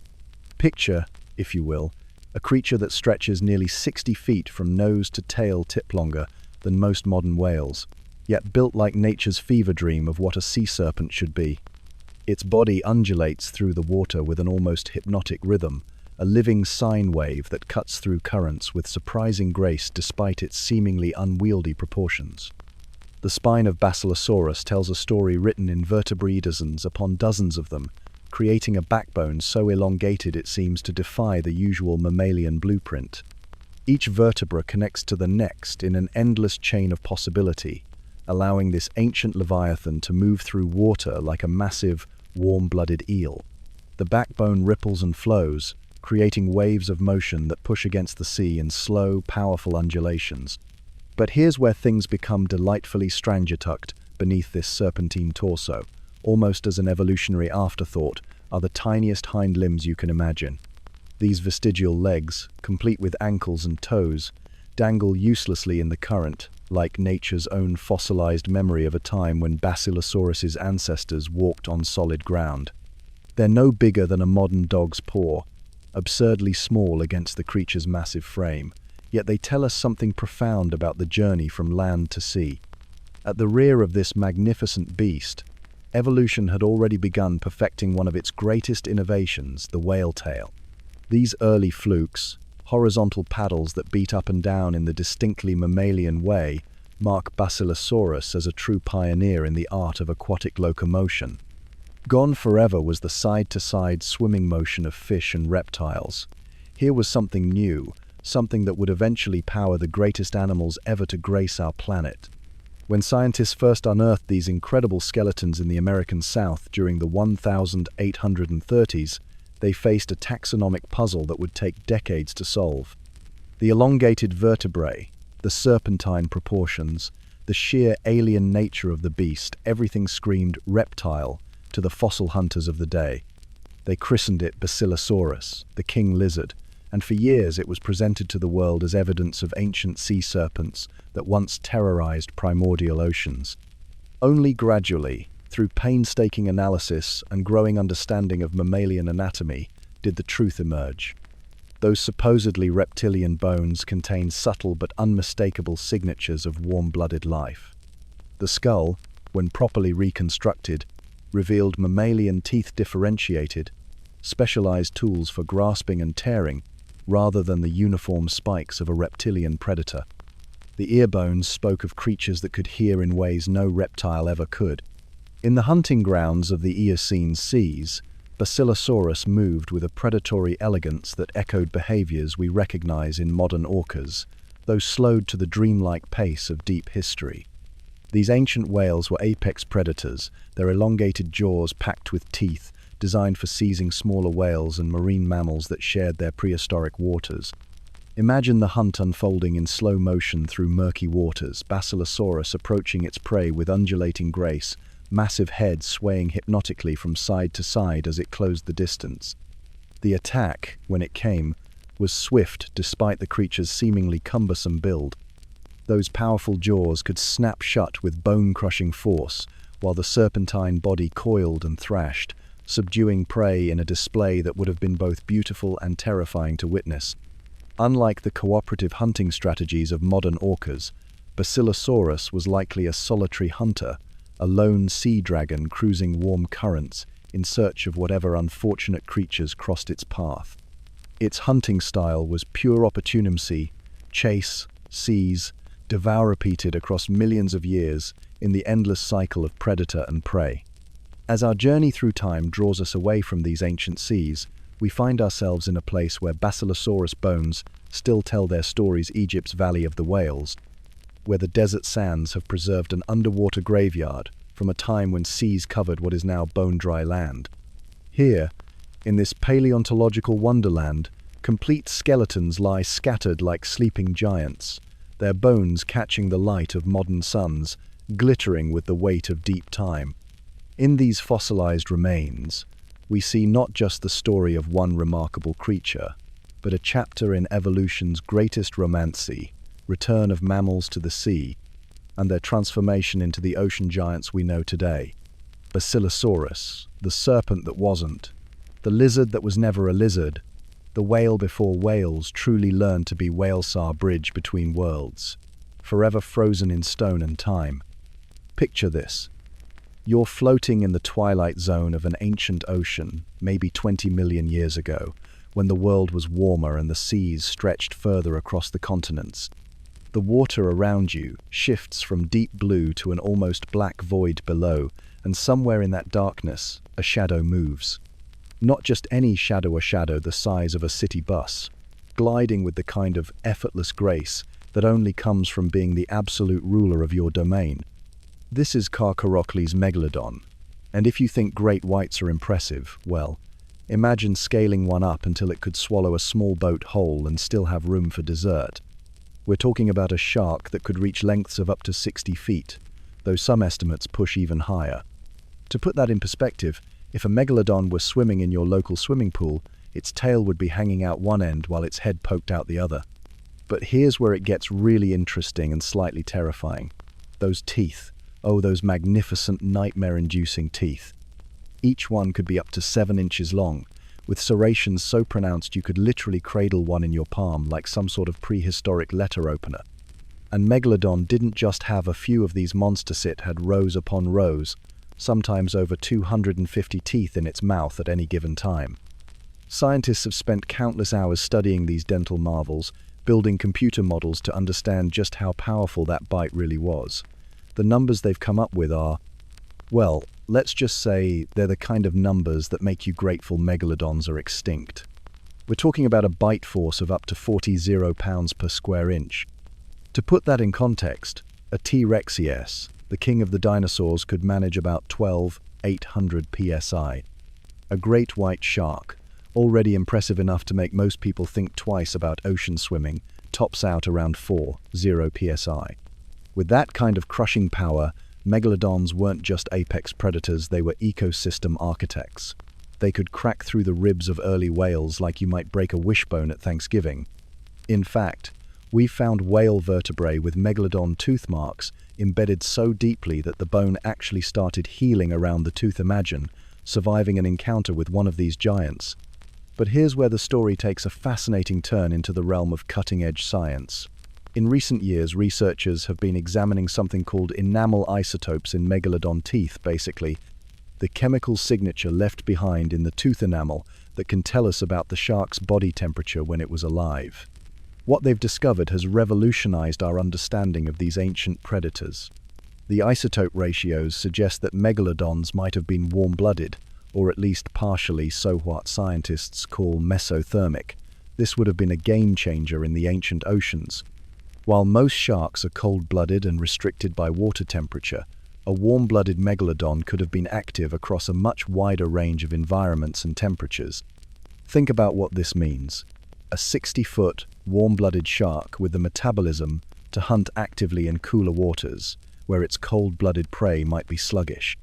It's like giving a sports car an all-terrain upgrade. These weren't just big sharks, they were potentially the most efficient predators the ocean has ever seen. The evidence for this comes from nursery areas they've discovered, particularly in places like Panama and North Carolina. These shallow, warm bays seem to have been megalodon kindergartens, where juveniles already the size of adult great whites would grow and develop before venturing into the open ocean. The fact that they needed these specific nursery environments suggests they had complex thermal biology, requiring warm waters for their young despite being able to hunt in cooler seas as adults. So what happened to these oceanic titans? Why aren't they still ruling the seas today? Well, that's where things get complicated. The most widely accepted theory points to a combination of factors that created a perfect storm of extinction around 3.6 million years ago. First, there was the cooling climate. As the Earth entered a cooler phase, ice caps expanded and sea levels dropped. Those crucial nursery areas, the warm, shallow bays where baby megalodons grew up, began disappearing. Without safe spaces to raise their young, megalodon populations would have struggled to maintain themselves. Then, there was the changing food web. Megalodons had built their entire existence around hunting early whales and other large marine mammals.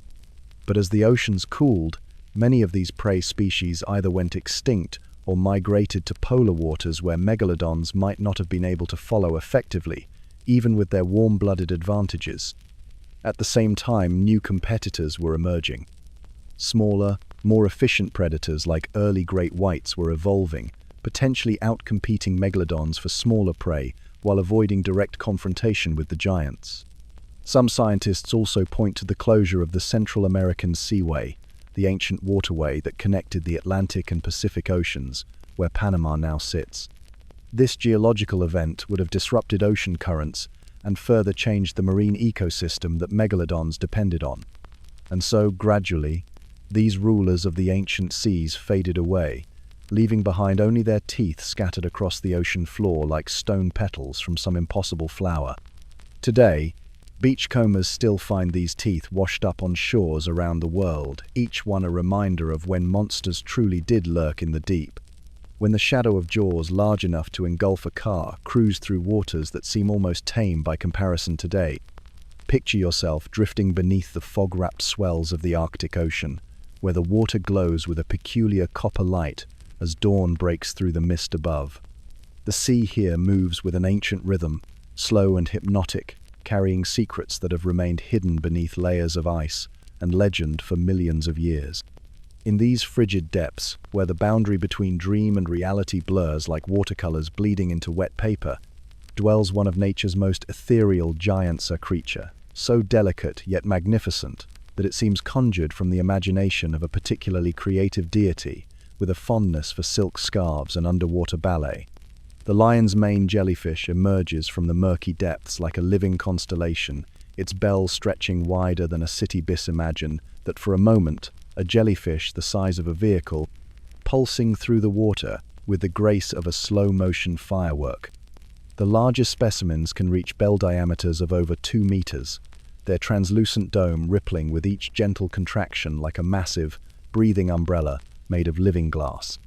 But it's not the bell that truly captures the imagination, it's the extraordinary cascade of tentacles that flow beneath it like the world's most elaborate hair extensions, some reaching lengths of 30 meters or more. These aren't the thick, muscular tentacles you might imagine from monster movies.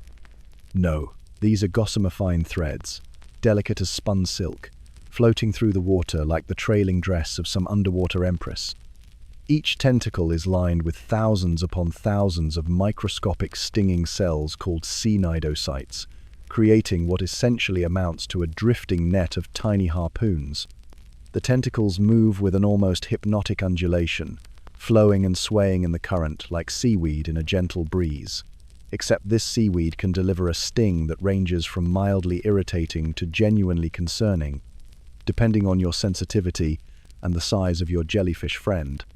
What makes the lion's mane truly fascinating from a biological perspective is its remarkably simple yet effective nervous system. Unlike creatures with centralized brains, the lion's mane operates on what scientists call a nerve net. Imagine a distributed network of neurons spread throughout its body like a living internet connection.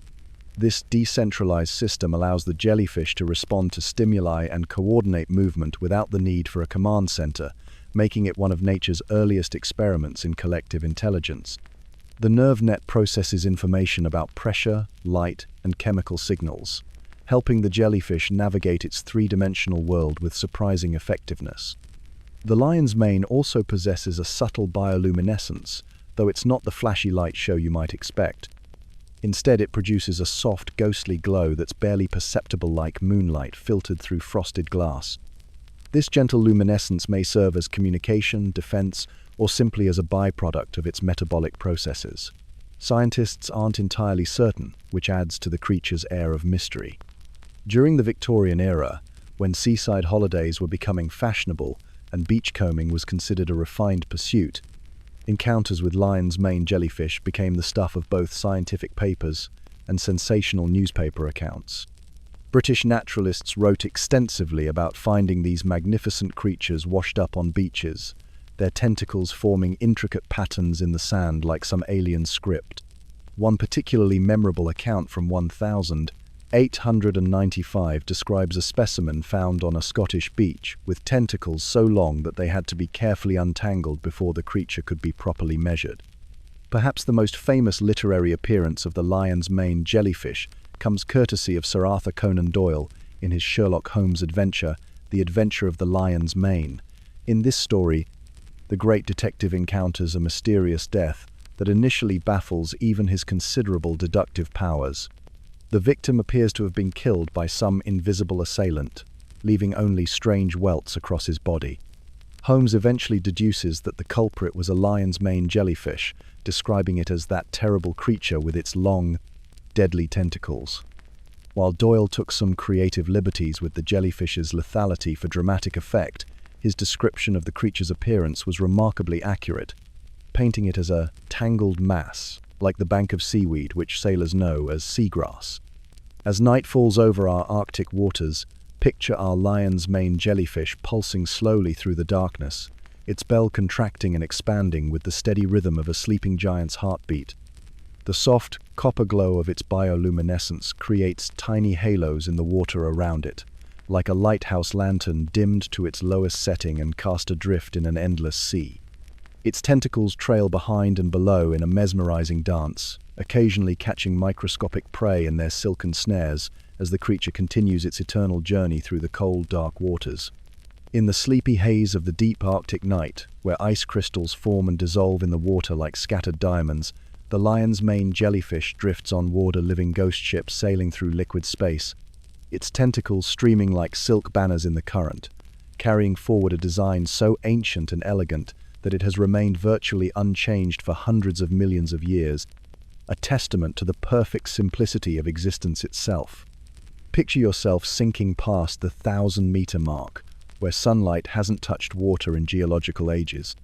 Down here, in this liquid void, pressure builds like a slow-motion vice, and the ocean's most spectacular predators drift through darkness so complete it feels solid. You're entering the realm of the glass daggers, creatures so impossibly large that when sailors first described them, the scientific community dismissed their accounts as rum-soaked fantasies. But the ocean keeps its promises, even the terrifying ones. The giant squid was cryptozoology's holy grail for centuries, a beast of legend until 2004, when Japanese researchers finally captured one alive on camera. Imagine tentacles longer than a school bus, stretching through black water with an alien grace that makes your skin crawl. These aren't the cheerful little squids you see in Mediterranean restaurants. These are evolutionary masterpieces designed for deep-sea warfare. Each one a living torpedo equipped with biological weapons that would make a medieval armorer weep with envy. Now, here's where things get properly mental. Just when marine biologists thought they'd catalogued the ocean's largest invertebrate, along comes its bigger, meaner cousin, the colossal squid. While giant squid rely on elegant, whip-like tentacles lined with suckers and small hooks, colossal squid are built like underwater tanks. Their arms are shorter but stouter, equipped with rotating hooks that can swivel 360 degrees. Imagine trying to escape something that can grab you from any angle with hooks the size of meat cleavers, then twist those hooks to ensure you're not going anywhere. Ever. The size difference is staggering. A mature giant squid might reach 13 meters in length, but a colossal squid can stretch to 14 meters and weigh twice as much. Think about that for a moment. Twice as heavy as something already the length of a city bus. They're not just longer, they're built like biological submarines, dense with muscle, and equipped for sustained combat in an environment where every calorie counts.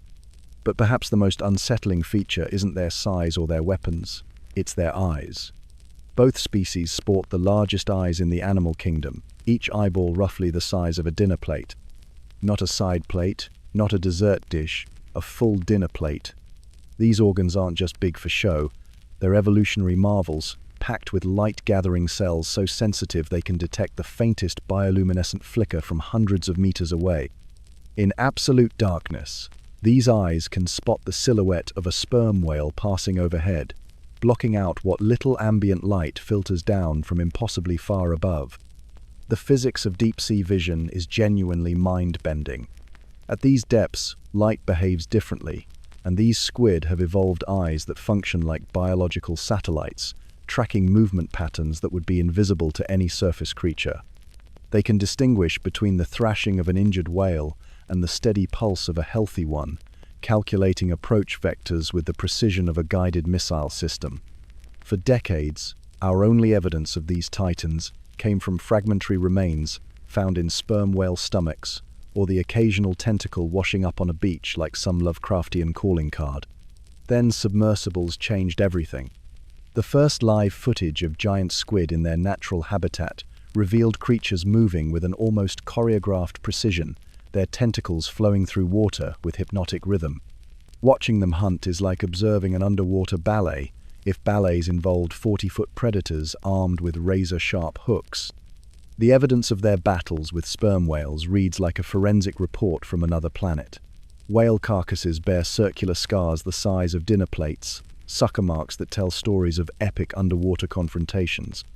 Some whales carry dozens of these scars, suggesting either multiple encounters or single battles so prolonged and violent that they left permanent testimony across the whale's hide. Imagine the forces involved. A 50-ton whale wrestling with a creature whose tentacles can exert crushing pressure, while dozens of hooks attempt to pierce blubber thick as armor plating. Recent submersible footage has captured fragments of these encounters in real time. Cameras have recorded sperm whales diving with fresh wounds, tentacle fragments still clinging to their skin like trophies from battles fought in absolute darkness. The whales descend again and again, driven by hunger to face creatures that can match them blow for blow in an environment where both species have spent millions of years perfecting their respective arts of war. But perhaps the most unnerving discovery is that we've barely scratched the surface. For every giant or colossal squid we've documented, dozens more likely lurk in unexplored trenches and abyssal plains. There are reports of even larger species, phantom architeuthid that dwarf their known cousins, existing only as fragmentary evidence and sonar anomalies that suggest the deep ocean still harbors creatures beyond our current understanding. As the submersible's lights fade and you're left drifting in darkness, remember that somewhere in this liquid space, glass daggers glide through ammonium-rich currents, their dinner-plate eyes scanning for movement, their hook-lined arms ready to embrace whatever dares to share their midnight realm. The abyss doesn't just stare back. Sometimes it reaches up with tentacles longer than telephone poles to remind you that Earth's true monsters have never needed to leave the planet. Down here, in the deepest corners of our world, the glass daggers wait, patient as the tide, deadly as the dark. Picture yourself floating in the warm midnight waters off the Comoros Islands, where volcanic slopes plunge into an abyss, so dark it seems to swallow starlight itself. The water here isn't the crystal clear blue of tourist postcards. It's a deep, wine-dark midnight that presses against your imagination like velvet curtains. Ancient lava flows have carved these underwater cliffs into a maze of caves and crevices, each one a potential doorway to prehistory. And somewhere in these sleepy depths, moving with the unhurried grace of a creature that has all the time in the world, glides one of evolution's most stubborn holdouts. The coelacanth doesn't swim so much as it drifts, like a living piece of the ocean floor that decided to take a lazy midnight stroll. Its lobed fins, those chunky muscular appendages that look more like stumpy legs than proper fish fins, move in an alternating pattern that would make any four-legged land animal nod in recognition. These aren't just any fins, they're packed with bones and muscles arranged in a pattern that whispers secrets about the day when fish first dreamed of walking on dry land. Each fin moves independently, allowing the coelacanth to hover motionless in the water column like some sort of aquatic helicopter, or to perform slow-motion barrel rolls that would make a pilot jealous. But perhaps the most remarkable feature of this midnight wanderer is hidden inside its skull. The coelacanth possesses what scientists call an intracranial hinge. Essentially, its skull can flex in the middle like a bizarre underwater nutcracker. When it opens its mouth to feed, the entire front half of its head tilts upward, creating a cavernous maw that would be terrifying if it weren't happening in such dreamy slow motion. It's like watching someone yawn in a world where time moves through honey. And then there's its secret weapon, an electrosensory rostrum tucked away in its snout. This remarkable organ can detect the electrical fields generated by other living creatures, the faint bioelectric whispers that every heartbeat, every muscle contraction, every nervous thought sends rippling through the water. In the absolute darkness of the lava caves, where even bioluminescence struggles to penetrate, the coelacanth navigates by reading the electrical poetry of life itself. For the longest time, we thought this sleepy giant was nothing more than a fossil fantasy. Scientists had found plenty of coelacanth remains in rocks dating back hundreds of millions of years, but assumed they'd vanished with the dinosaurs. They were filed away in the Great Cabinet of Extinction, another casualty of deep time. Then came December 22, 1938, off the coast of South Africa, when everything changed with the most remarkable Christmas present science has ever received. A fishing trawler was hauling in its nets near the Chalumna River when the crew spotted something unusual flopping among the usual catch. It was nearly 5 feet long, covered in strange, thick scales that shimmered with an otherworldly blue and had fins like nothing they'd ever seen. The fish was brought to Marjorie Courtney Latimer, a young curator at the local museum, who took one look at it and felt her scientific world tilt on its axis. What followed was a frantic series of midnight phone calls and telegrams that read like a thriller novel. Courtney Latimer reached out to Professor J.L.B. Smith, a fish expert who was hours away by train. By the time he arrived, much of the specimen had deteriorated in the African heat, but enough remained to confirm what seemed impossible. They had found a living coelacanth. Smith later said that seeing that fish was like finding a living dinosaur grazing in your backyard. The discovery made headlines around the world and turned our understanding of evolution wonderfully upside down. What makes the coelacanth even more fascinating is how it has mastered the art of doing absolutely nothing. This fish has a metabolism so slow it makes sloths look hyperactive.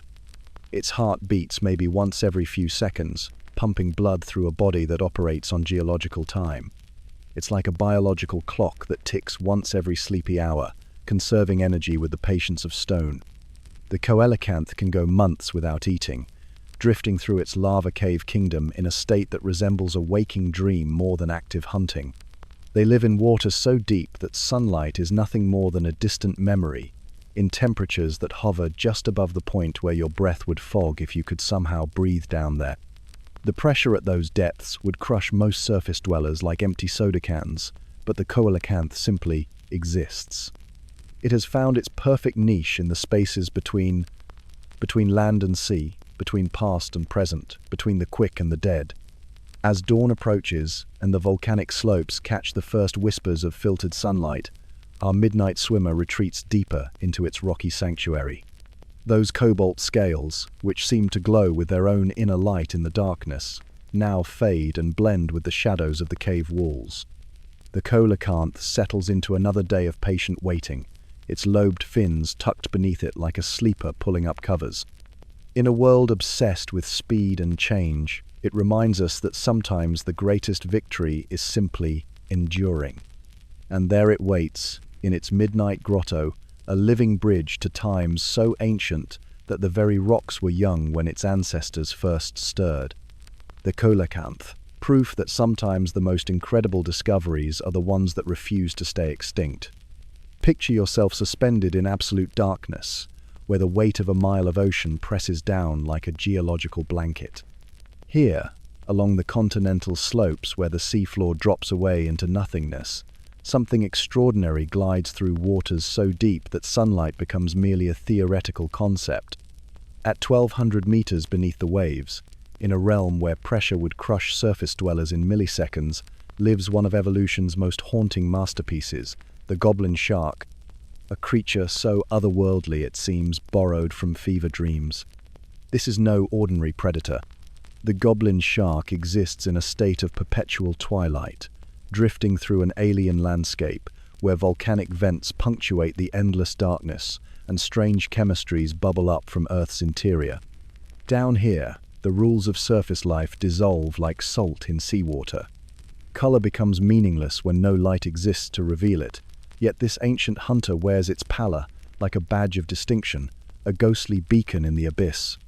Imagine watching this creature materialize from the gloom, its body seeming to glow with an inner light that defies explanation. The goblin shark's skin appears almost translucent, like living tissue paper stretched over a framework of flexible cartilage. But as excitement courses through its alien anatomy, something magical happens. That ghostly white flesh begins to flush, turning the most delicate shade of rose pink. It's as if the shark is blushing in the darkness, its blood vessels becoming visible beneath skin, so thin it's practically transparent.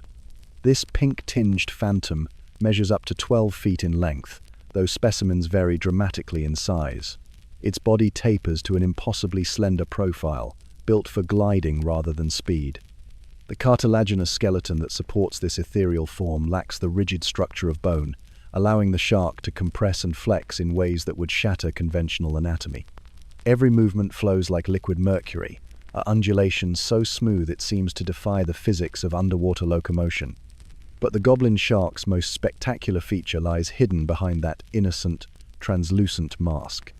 For over a century, specimens pulled from fishing nets puzzled scientists with their seemingly ordinary appearance. Sure, they look strange. That elongated snout earned them their demonic nickname, but they seemed relatively harmless, just another oddity from the deep. Then, in 2014, something extraordinary happened that changed everything we thought we knew about these abyssal ghosts. Japanese researchers managed to capture footage of a living goblin shark in its natural habitat, and what they recorded defied belief. The shark's jaws, which appeared fixed and unremarkable in museum specimens, suddenly shot forward from its skull like a biological projectile. In less than 0.3 of a second, those jaws extended outward by nearly 20% of the shark's body length, transforming the creature from mild-mannered deep-sea dweller into something resembling a living bear trap. This slingshot mechanism operates on principles of hydraulic engineering that would impress any mechanical engineer. Specialized jaw muscles create pressure that literally launches the entire jaw assembly forward, complete with needle-sharp teeth, to snare prey that might otherwise escape. The motion is so rapid that high-speed cameras are required to capture it in detail. One moment the shark appears almost sleepy, drifting along the seafloor with apparent disinterest. The next, those jaws explode outward like a biological jack-in-the-box, enveloping an unsuspecting fish in a cage of death. When the hunt concludes, the jaws retract with equal efficiency, sliding back into position as if nothing had happened. The whole process occurs in darkness so complete that most prey probably never see their doom approaching until it's far too late. This is predation by stealth and subterfuge, refined over millions of years of abyssal evolution. Speaking of evolutionary time, the goblin shark represents something truly remarkable, a living fossil that has remained virtually unchanged for 125 million years. When the earliest goblin sharks first appeared in Earth's oceans, dinosaurs still ruled the land. Flowering plants were evolutionary newcomers, and the continents themselves occupied completely different positions on the globe. While countless species have risen and vanished, while ice ages have come and gone, while mammals have evolved from tiny shrews to massive whales, the goblin shark has persisted in its deep-sea refuge, a testament to the power of finding the perfect evolutionary niche. Fossil evidence suggests these creatures once inhabited shallower waters, but as ocean conditions changed and competition intensified, they retreated to the depths where they could continue their ancient way of life undisturbed. The continental slopes became their kingdom, a realm so remote and challenging that few competitors could follow. Here, in eternal darkness and crushing pressure, they found sanctuary. As our imaginary encounter draws to a close, watch how this phantom predator vanishes back into its domain. The goblin shark's ribbon-like tail undulates with hypnotic rhythm, propelling it away from our intrusion with movements so fluid they seem choreographed. Its elongated form grows fainter as distance increases, that translucent body becoming increasingly difficult to distinguish from the surrounding darkness.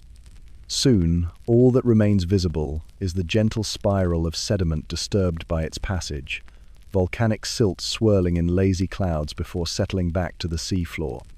The goblin shark fades like a memory, returning to its endless patrol of the deep frontier where it has reigned as phantom blade for longer than most species have existed on Earth. Picture yourself suspended in that peculiar blue-black twilight, where the ocean's middle depths begin to whisper their secrets. Here, where sunlight stretches thin as gossamer threads, something extraordinary undulates through the water column.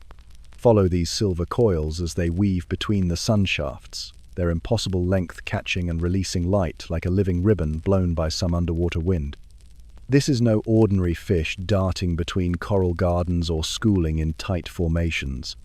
This is something altogether more mysterious, more ancient, more unsettling in its alien grace. The oarfish moves like liquid mercury given form, its serpentine body stretching an impossible 8 meters from nose to tail. Imagine a creature so long you could park 2 cars end to end and still not match its length, yet so impossibly thin that it seems more like a fever dream than flesh and bone. Its body undulates with hypnotic rhythm, each movement sending ripples through its translucent fins that run the entire length of its silver flanks like delicate lace curtains billowing in a breeze that doesn't exist. But perhaps most striking of all is its crown, a magnificent crimson crest that rises from its head, like the headdress of some deep-sea deity. This scarlet mohawk catches what little light filters down from above, glowing like embers in the darkness. And then there are the eyes, those perfectly round ink-black orbs that seem almost comically large for such an elongated face. They're the kind of eyes that belong in a cartoon, googly and expressive, giving this magnificent beast an almost endearing quality that seems at odds with its otherworldly appearance. It's as if nature decided to create the most beautiful sea serpent imaginable, then gave it the face of a surprised children's toy. In Japan, they call it Ryugu no Tsukai, literally, messenger from the sea god's palace. For centuries, Japanese fishermen have regarded these silvery apparitions with a mixture of awe and dread. According to ancient folklore, oarfish are harbingers sent from the underwater realm of Ryujin, the dragon king who controls the tides and storms. When these creatures abandon their deep water sanctuaries and appear near the surface, the old stories say they bring with them a warning. The earth itself will soon tremble. The legend gained modern notoriety in 2011, when over a dozen oarfish washed ashore along Japan's coast in the months preceding the devastating Tohoku earthquake and tsunami. Coincidence, perhaps, but the memory lingered like salt in a wound. These gentle giants, normally content to drift in the ocean's twilight zone hundreds of meters below the surface, had somehow sensed what was coming. Or so the stories go. Scientists remain skeptical of any seismic connection, but they can't entirely explain why these deep-dwelling creatures occasionally abandon their preferred depths for the unfamiliar shallows above. Modern strandings continue to fuel the mystery. When an oarfish appears on a beach, it draws crowds of scientists and curious onlookers alike. These events are rare enough to make international news, partly because the creatures themselves are so seldom seen alive. Their bodies are designed for the crushing depths where they spend their lives, and the journey to shallow water, whether voluntary or not, often proves fatal. They arrive as beautiful corpses, their silver skin dulled, their impossible length stretched across sand like some magnificent piece of living jewelry that has lost its luster. But when researchers encounter them alive in their natural habitat, the oarfish reveals behaviors that seem to belong more to the realm of meditation than marine biology. ROV footage captures them in moments of almost spiritual contemplation, hanging vertically in the water column with their heads pointed skyward like deep-sea monks in prayer. Their bodies remain perfectly still except for the gentle undulation of their ribbon-like fins, maintaining position with an effortlessness that speaks to millions of years of evolution, fine-tuned for life in the vertical realm. In these moments, watching through the lens of underwater cameras, you begin to understand why ancient cultures saw divinity in their form. There's something profoundly peaceful about their presence, something that suggests patience beyond human comprehension. They hover in the darkness like living prayers, their bodies catching and reflecting the submarine's lights in patterns that seem almost deliberate, almost communicative. As our journey with the oarfish draws to a close, watch how its mirror-bright scales begin to dissolve into the mirrors of the calm ocean around it. The boundary between creature and environment blurs until you're no longer certain where the fish ends and the sea begins. In this dissolution lies perhaps the greatest mystery of all, how something so magnificent, so utterly impossible-looking, can feel so perfectly at home in a world that seems designed to challenge every assumption we have about what constitutes the natural order. The oarfish slips away into the depths, leaving only the memory of silver coils and that strange sense that you've witnessed something sacred, something that connects the modern world to the deepest mythologies our species has ever known. 800 meters down, and the ocean has forgotten what sunlight even looks like. You're drifting through liquid midnight, where the only currency is the soft glow of desperate creatures trying to find each other in an endless void. Marine snow tumbles past your viewport like winter dust in slow-motion tiny flakes of organic matter, the detritus of life above, settling into the abyss like ash from a cosmic crematorium. And somewhere in this perpetual twilight, something impossible is watching you watch it. Meet Macropinna microstoma, though its friends if it any might call it the barrel-eye fish. But we're going to call it what it really is. Nature's most beautiful mistake, a creature so improbable that evolution must have been having a particularly creative day when it designed this living snow globe. Picture this, a fish wearing a crystal helmet, not metaphorically literally. The barrel-eye's skull is transparent, a clear dome of flesh and scales that houses what can only be described as the most extraordinary eyes in the ocean. These aren't just any eyes, mind you. They're green, they're cylindrical, and they rotate inside that glass head like tiny periscopes, scanning for threats and opportunities in the dark. The entire front of its head is see-through, as if someone took a normal fish and replaced its forehead with a window. You can watch its brain thinking, see its green tubular eyes swiveling around like autonomous satellites, tracking movement above, below, beside.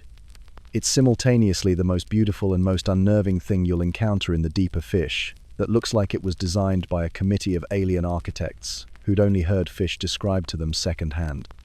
Those remarkable eyes aren't just for show. Down here in the twilight zone, being able to look up is survival. The barrel eye positions itself motionless in the water column, those green telescopes pointed skyward, waiting. What's it waiting for? The silhouettes of prey backlit against the faintest glimmer of filtered sunlight from 800 meters above. It's playing a patient game of cosmic sniper, using the universe itself as its scope. But here's where things get really wild. The barrel eye doesn't just hunt, it steals. Those green eyes are locked onto bioluminescent siphonophores drifting overhead, colonial creatures that look like living chandeliers made of light and tentacles. These siphonophores are themselves predators, dangling venomous fishing lines through the water, hoping to snag unwary travelers. The barrel eye has figured out the game. It positions itself beneath these floating death traps and waits for them to catch something. Then, with surgical precision, it rotates those tubular eyes forward, because yes, they can do that, tames its mouth, and carefully plucks the prey right out of the siphonophore's tentacles. It's like watching a master pickpocket work, a crowd, except the crowd is made of living light, and the mark is a colonial organism that could kill you with a touch.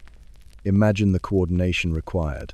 Those eyes tracking the siphonophore's movements, calculating trajectory, timing the theft perfectly. The barrel eye has to hover motionless for hours, then execute a precise heist in seconds, all while making sure it doesn't get stung by tentacles that could paralyze a creature twice its size. It's ocean floor burglary at its finest. For decades, we only knew fragments of this story. Specimens dragged up in nets arrived at the surface as mangled curiosities, their delicate crystal heads shattered by the pressure change, their remarkable eyes collapsed like deflated balloons. Scientists knew something extraordinary lived down there, but they were working with broken pieces of a puzzle, trying to imagine a masterpiece from scattered fragments. Then came 2004, and everything changed. The Monterey Bay Aquarium Research Institute sent their deep-sea submersible into the twilight zone, equipped with cameras and the kind of lighting that could illuminate the abyss without destroying what it found. The team was hunting for these mysterious barrel eyes, following rumors and incomplete scientific descriptions into the deep. What they found exceeded every expectation. There, suspended in the water column like a living constellation, was a barrel eye in perfect condition. Its crystal head intact, its green eyes rotating with alien grace, its body motionless except for the gentle undulation of its fins. For the first time in human history, we were seeing this creature as evolution intended, not as a broken specimen in a net, but as a master of its domain. The footage was revolutionary. Here was proof that nature could create something that looked more like science fiction than science fact. The images swept through the marine biology community like wildfire. This wasn't just a new understanding of an old fish, this was a revelation about what was possible in the deepest parts of our planet. But perhaps the most magical moment comes when the submersible cuts its lights. The mechanical hum of the sub fades into background whisper, the artificial illumination dies, and you're left in the absolute darkness that is the barrel eye's natural world. And there, like distant fireflies in an underwater meadow, those green eyes continue to glow with their own soft bioluminescence. In that moment, floating in the abyss with this impossible creature, you realize something profound. We know more about the surface of Mars than we do about our own deep ocean. And somewhere down there, in the darkness that makes space look friendly, creatures like the barrel eye are living lives so strange, so perfectly adapted to their alien world, that they challenge our very understanding of what's possible on Earth. The barrel eye hangs in the water, a reminder that our planet still holds mysteries, that beauty can emerge from the strangest places, and that sometimes the most extraordinary things happen in the darkest depths where no one is watching. Except, of course, for those green eyes that never stop watching back. Picture yourself sinking slowly through layers of ocean, down past where sunlight has long given up its fight against the dark. Down past the continental shelf, past the midnight zone, down to where the Tasman sea floor spreads like a forgotten plain beneath 2,000 to 3,000 feet of water. Here, in trenches that could swallow skyscrapers whole, the pressure would crush a surface car into a ball of twisted metal in seconds. Yet life persists in this crushing realm, and among its strangest residents swims a creature that would become both internet sensation and cautionary tale about how we judge the unknown.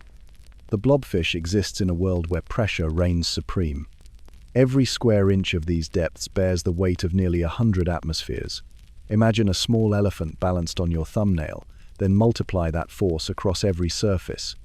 In this crushing environment, the blobfish has evolved one of nature's most ingenious solutions, a body made largely of gelatinous tissue, with no muscles to speak of and minimal bone structure.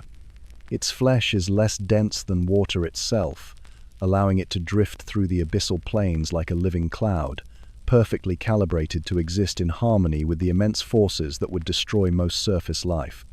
Down here, in its natural habitat, the blobfish moves with ethereal grace.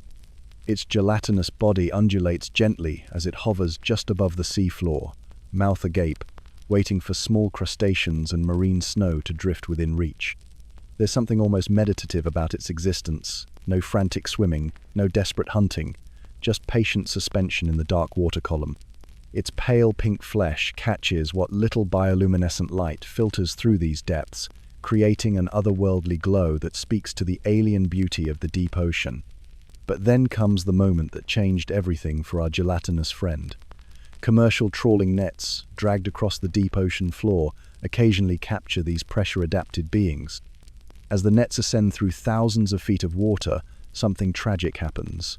The blobfish, so perfectly adapted to its high-pressure home, begins to transform. Without the crushing weight of water to maintain its form, the gelatinous tissue that once gave it structure starts to sag and droop.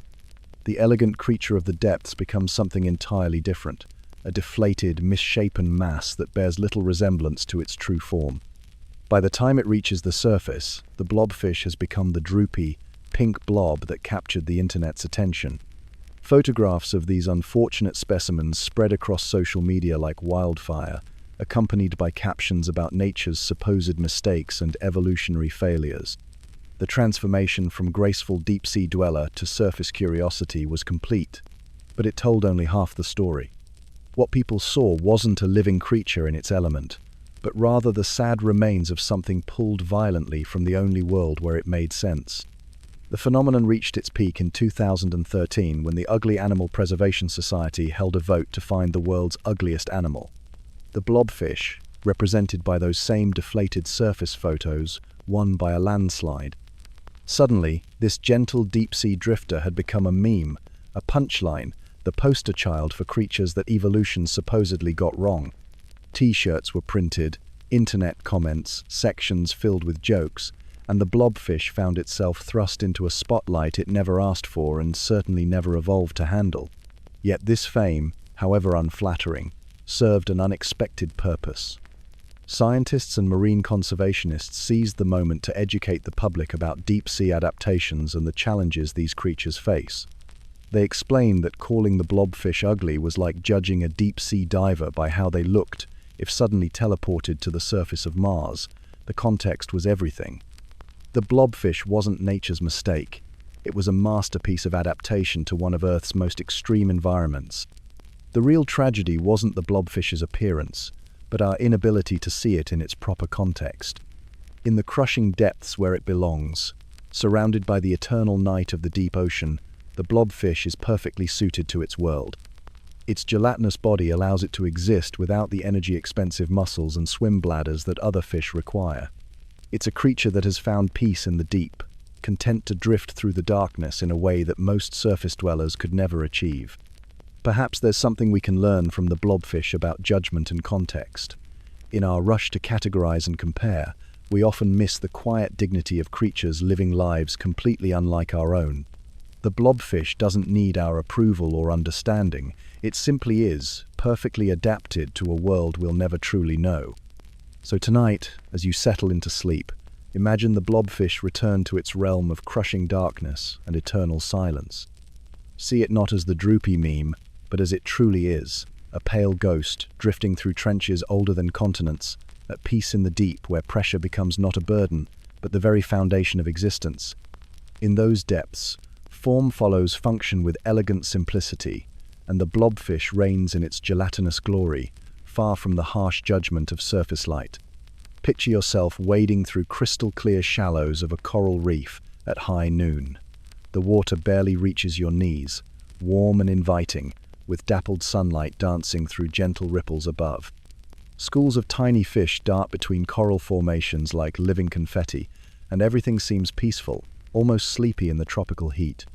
But lurking somewhere in this underwater paradise is a creature so extraordinary, so magnificently violent, that it makes every other predator look like they're playing with foam pool noodles. Meet the mantis shrimp. Though calling it a shrimp is like calling a fighter jet a paper airplane. This isn't some cocktail garnish gone wild. This is nature's answer to the question nobody asked. What if we gave a rainbow the power to punch holes through reality itself? Let's start with those eyes, because honestly, where else can you start? While you're stumbling around with your pathetic human vision, seeing a mere 3 primary colors like some kind of optical peasant, the mantis shrimp is living in a world of impossible beauty with 12, count them, 12, different types of photoreceptors. You see red, green, and blue. They see colors that don't even have names, colors that would make your brain file a formal complaint and demand a transfer to a less complicated dimension. But wait, it gets better. These aren't just fancy eyes, they're biological surveillance systems that would make NASA jealous. Each eye can move independently, meaning a mantis shrimp can literally keep one eye on you while checking out something completely different with the other.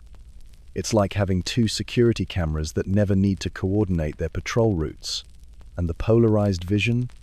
They can see the polarization patterns in light, essentially reading the invisible information highway that light carries through water. Imagine having X-ray vision, but instead of seeing through things, you're seeing the secret messages that light writes as it bounces around the reef. Now, about those claws. Oh, those magnificent, terrifying claws. The mantis shrimp doesn't just have fists, it has organic pile drivers attached to a suspension system that would make Formula One engineers weep with envy. When this little rainbow warrior decides something needs to not exist anymore, it can throw a punch at 50 miles per hour. To put this in perspective, that's faster than you've probably ever driven through a school zone, except we're talking about an appendage roughly the size of your thumb moving through water. But here's where physics gets properly insulted. When that club-like appendage accelerates, it doesn't just hit hard, it hits so hard that it literally breaks the water around it. The sheer speed creates something called cavitation bubbles, tiny pockets where the water just gives up and turns into vapor because it can't handle the pressure. And when those bubbles collapse, they create their own miniature explosions, complete with flashes of light and temperatures that briefly rival the surface of the sun. That's right, this creature punches so hard it creates actual light and heat. It's like having a boxing match where every punch comes with its own fireworks display. The sound alone would make you think twice about that peaceful reef wade. The crack of a mantis shrimp punch can reach 80 decibels, about as loud as city traffic. Except instead of honking horns, it's the sound of physics getting thoroughly worked over by a crustacean with anger management issues. This isn't some recent evolutionary experiment either. The mantis shrimp lineage stretches back over 400 million years, meaning these creatures were perfecting their rainbow death punch technique when the most advanced life on land was still deciding whether having a backbone was worth the investment. They watched the dinosaurs come and go like a boring weekend TV marathon. While T-Rex was stomping around thinking it was hot stuff, mantis shrimps were in the ocean, quietly perfecting techniques that would make modern military engineers take notes. They've survived mass extinctions that wiped out species by the thousands, probably by punching the extinction events back into space where they came from. Through ice ages, asteroid impacts, and countless environmental upheavals, the mantis shrimp just kept on keeping on. Generation after generation of psychedelic pugilists passing down the ancient arts of impossible vision and physics-defying violence. And now, as the afternoon sun begins to shift and the reef settles into its drowsy rhythm, our rainbow warrior retreats. With movements precise and deliberate, it backs into its burrow, a neat, organized home that it maintains with the same meticulous care it applies to everything else. The entrance closes, and suddenly the reef feels normal again, like someone just turned down the cosmic intensity dial from 11 back to a manageable 3. The shallows return to their peaceful facade, gentle and warm under the declining sun. The little fish resume their lazy drifting, the coral polyps sway in the current, and everything looks exactly as harmless as it did when you first stepped into the water. But now you know better. Somewhere beneath the sand, behind a carefully camouflaged door, Rainbow Death sleeps lightly, dreaming 12-color dreams and keeping those club-like fists limber for tomorrow's physics lessons. 3,000 feet beneath the surface of the Gulf of Mexico, where sunlight has never touched and pressure would crush a human instantly, lies a landscape more alien than any moon. Here, in the endless twilight of the abyssal plains, the seafloor stretches like a vast graveyard of soft mud and scattered bones. Whale skeletons lie half-buried in the sediment, their massive ribs creating cathedral arches in the darkness. Among these monuments to giants, something moves with the deliberate patience of geological time itself. Picture a pillbug from your garden, that harmless little creature that rolls into a perfect ball when threatened. Now imagine it swollen to impossible proportions, grown large enough to cradle in your arms like a sleeping cat. This is Bathynomus giganteus, the giant isopod, nature's answer to the question, what if armor could walk? The creature's body is a masterpiece of segmented protection, each plate overlapping the next in a design that hasn't changed for hundreds of millions of years. 14 segments run the length of its back, each one a separate shield of calcified chitin that gleams dully in the faint bioluminescent glow of deep-sea bacteria. Its color shifts between pale cream and dusky purple, like bruised ivory polished smooth by the weight of water above. 7 pairs of legs carry it across the abyssal plains with surprising grace for something so heavily armored. Each leg ends in a sharp point that grips the seafloor mud, propelling it forward in a rolling gait that's almost hypnotic to watch. When threatened, those 14 segments fold inward with mechanical precision, tucking legs and head into a perfect sphere that would bounce harmlessly across the ocean floor if currents moved it. But perhaps most remarkable of all is its relationship with food, or rather, its relationship with the absence of food. In the deep ocean, where meals are as rare as raindrops in a desert, the giant isopod has perfected the art of patience. Its body is a living storage unit, filled with specialized fat cells that can sustain it through famines that would make a monk's fast seem like a brief snack break. Scientists have documented giant isopods going without food for over 5 years. 5 years. Imagine your last meal being a sandwich in 2019 and not feeling hungry again until 2024. Their metabolism slows to a crawl that makes a sloth seem hyperactive. Heart rate drops, movement becomes languid, and they enter a state that's part meditation, part suspended animation. When food does arrive, the blessed bounty of a whale fall or a school of fish that ventured too deep, the giant isopod transforms. Its powerful mandibles, usually folded neatly beneath its head, unfurl like the petals of some alien flower.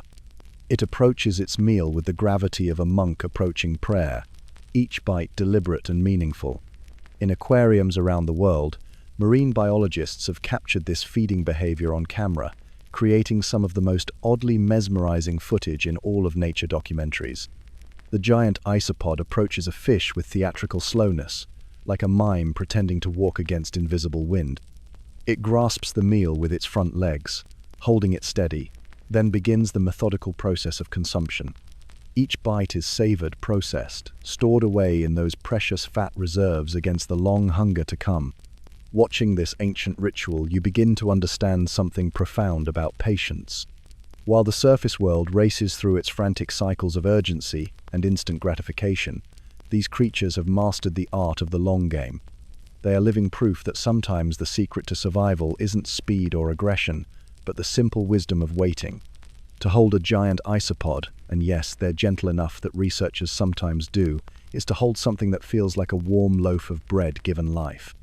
Their shell yields slightly under gentle pressure, and you can feel the slow, steady pulse of their circulation beneath the armor. It's an oddly comforting weight, solid and real, in a world that often feels impossibly light. Children who see giant isopods in aquariums often ask if they can take one home as a pet, imagining it curled up at the foot of their bed like some fantastic, armored pillow. There's something inherently huggable about them. Despite their alien appearance, they embody a kind of gentle monstrosity, fearsome in size but harmless in intent. As our journey through the abyssal plains comes to a close, imagine the giant isopod settling down for another year of patient waiting. The darkness around it is not empty, but alive with tiny sparks of bioluminescence, bacteria and plankton creating a galaxy in miniature.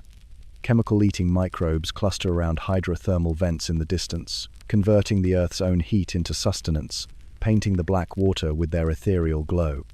In this alien cosmos beneath our feet, the giant isopod continues its eternal vigil, armored guardian of the deep, dreaming perhaps of ancient seas and patient eternities yet to come. Imagine drifting upside down in the endless blue, suspended just beneath that shimmering membrane where air meets water. Here, in the warm embrace of trade-wind currents, lives one of the ocean's most exquisite contradictions. The blue dragon sea slug doesn't swim so much as it sails, carried by invisible highways of moving water across thousands of miles of open ocean. Its tiny body, no larger than your thumb, rides the surface tension like a delicate origami crane caught in perpetual flight. The Glaucus atlanticus earned its celestial name honestly. Its cerulean serrata branches spread like miniature coral antlers, each appendage a masterpiece of translucent blue that would make Tiffany envious. These aren't just decorative flourishes, mind you. Each feathery projection serves as both lung and weapon, part of an intricate biological system that transforms this tiny drifter into one of the sea's most unlikely predators. The creature's silver belly catches and scatters light, like hammered metal, creating a mirror that reflects the sky above when viewed from below. But here's where our blue dragon reveals its true nature as an alchemist of the seas. Those gorgeous serrata aren't just for show, they're stolen arsenals, biological kleptomaniacs that house weapons pilfered from far more dangerous prey. When a blue dragon encounters a Portuguese man-o'-war, that notorious floating terror with tentacles that can deliver agonizing stings, something remarkable happens. Instead of fleeing, our tiny sailor approaches with the confidence of a jewel thief eyeing the crown jewels. The blue dragon feeds on the man-o'-war's venomous tentacles, somehow immune to neurotoxins that would paralyze most sea creatures. But it doesn't simply digest these weapons, it steals them. The nematocysts, those microscopic harpoons loaded with venom, are carefully collected and concentrated in specialized sacs at the tips of the dragon's serrata. Through this incredible act of biological piracy, a creature smaller than a paperclip becomes more venomous than its much larger prey. It's as if a mouse could somehow steal a lion's roar and make it twice as loud. The blue dragon's countershading represents evolutionary artistry at its finest. That silver belly isn't just beautiful, it's a survival strategy millions of years in the making. When seabirds peer down from above, searching for a morsel floating near the surface, they see only the mirror of sky reflected back at them. The blue dragon becomes invisible, a ghost in the water column. Meanwhile, fish looking up from the depths see that brilliant blue back blending seamlessly with the endless azure above. It's the perfect disappearing act, a biological magic trick that keeps the dragon safely hidden in plain sight. This countershading works so well that blue dragons remained largely mysterious until recent decades. Sailors occasionally spotted them during ocean crossings, these ethereal creatures riding the swells like living jewelry, but they seemed more like maritime myths than biological reality. The open ocean is vast, and the dragons are small. Finding one was like discovering a particular grain of sand on an endless beach. Everything changed in 2020, when Australia's coastlines became an unexpected theatre for blue dragon discoveries. Beachcombers along Queensland and New South Wales began finding these creatures washed ashore in unprecedented numbers, their tiny forms scattered across the sand like fallen angels. Marine biologists scrambled to understand whether this represented a population boom, unusual weather patterns, or simply increased public awareness. Social media exploded with photos of blue dragons, their alien beauty captivating viewers worldwide. But those 2020 sightings came with urgent warnings. Despite their ethereal appearance, blue dragons pack a punch that can send grown adults to the hospital. Their stolen nematocysts don't distinguish between man-o'-war tentacles and human skin. Beach safety officers issued guidelines that sounded like instructions for handling mythical creatures. Admire from a distance, never touch with bare skin, and if you must move one, use gloves or a stick. Even dead blue dragons retain their venomous arsenal, making them beautiful but dangerous souvenirs. The handling guidelines seem almost comically careful for such a tiny creature, but they reflect a profound respect for evolution's ingenuity. Here's an animal that has solved the problems of defense, camouflage, and nutrition through elegant biological engineering. It rides ocean currents with the grace of a bird in flight, steals weapons from jellyfish pirates, and disappears into the water column like a magician's assistant. As our blue dragon drifts away on its endless journey, those tiny wing-like projections flutter in the current-like pages of an ancient book slowly closing. Each movement seems deliberate, purposeful, as if the creature carries secrets written in a language older than human memory. Perhaps it does. In its genes lies the story of adaptation, of finding beauty in danger and strength in delicacy. The blue dragon reminds us that the ocean still holds mysteries, that creatures of impossible elegance continue to sail our seas, small enough to fit in your palm yet carrying weapons that demand our respect. And so it disappears into the blue, this sailor of poisoned feathers, leaving only ripples and the memory of something too beautiful to be entirely real. Picture yourself standing on a Mediterranean shore as twilight deepens into night.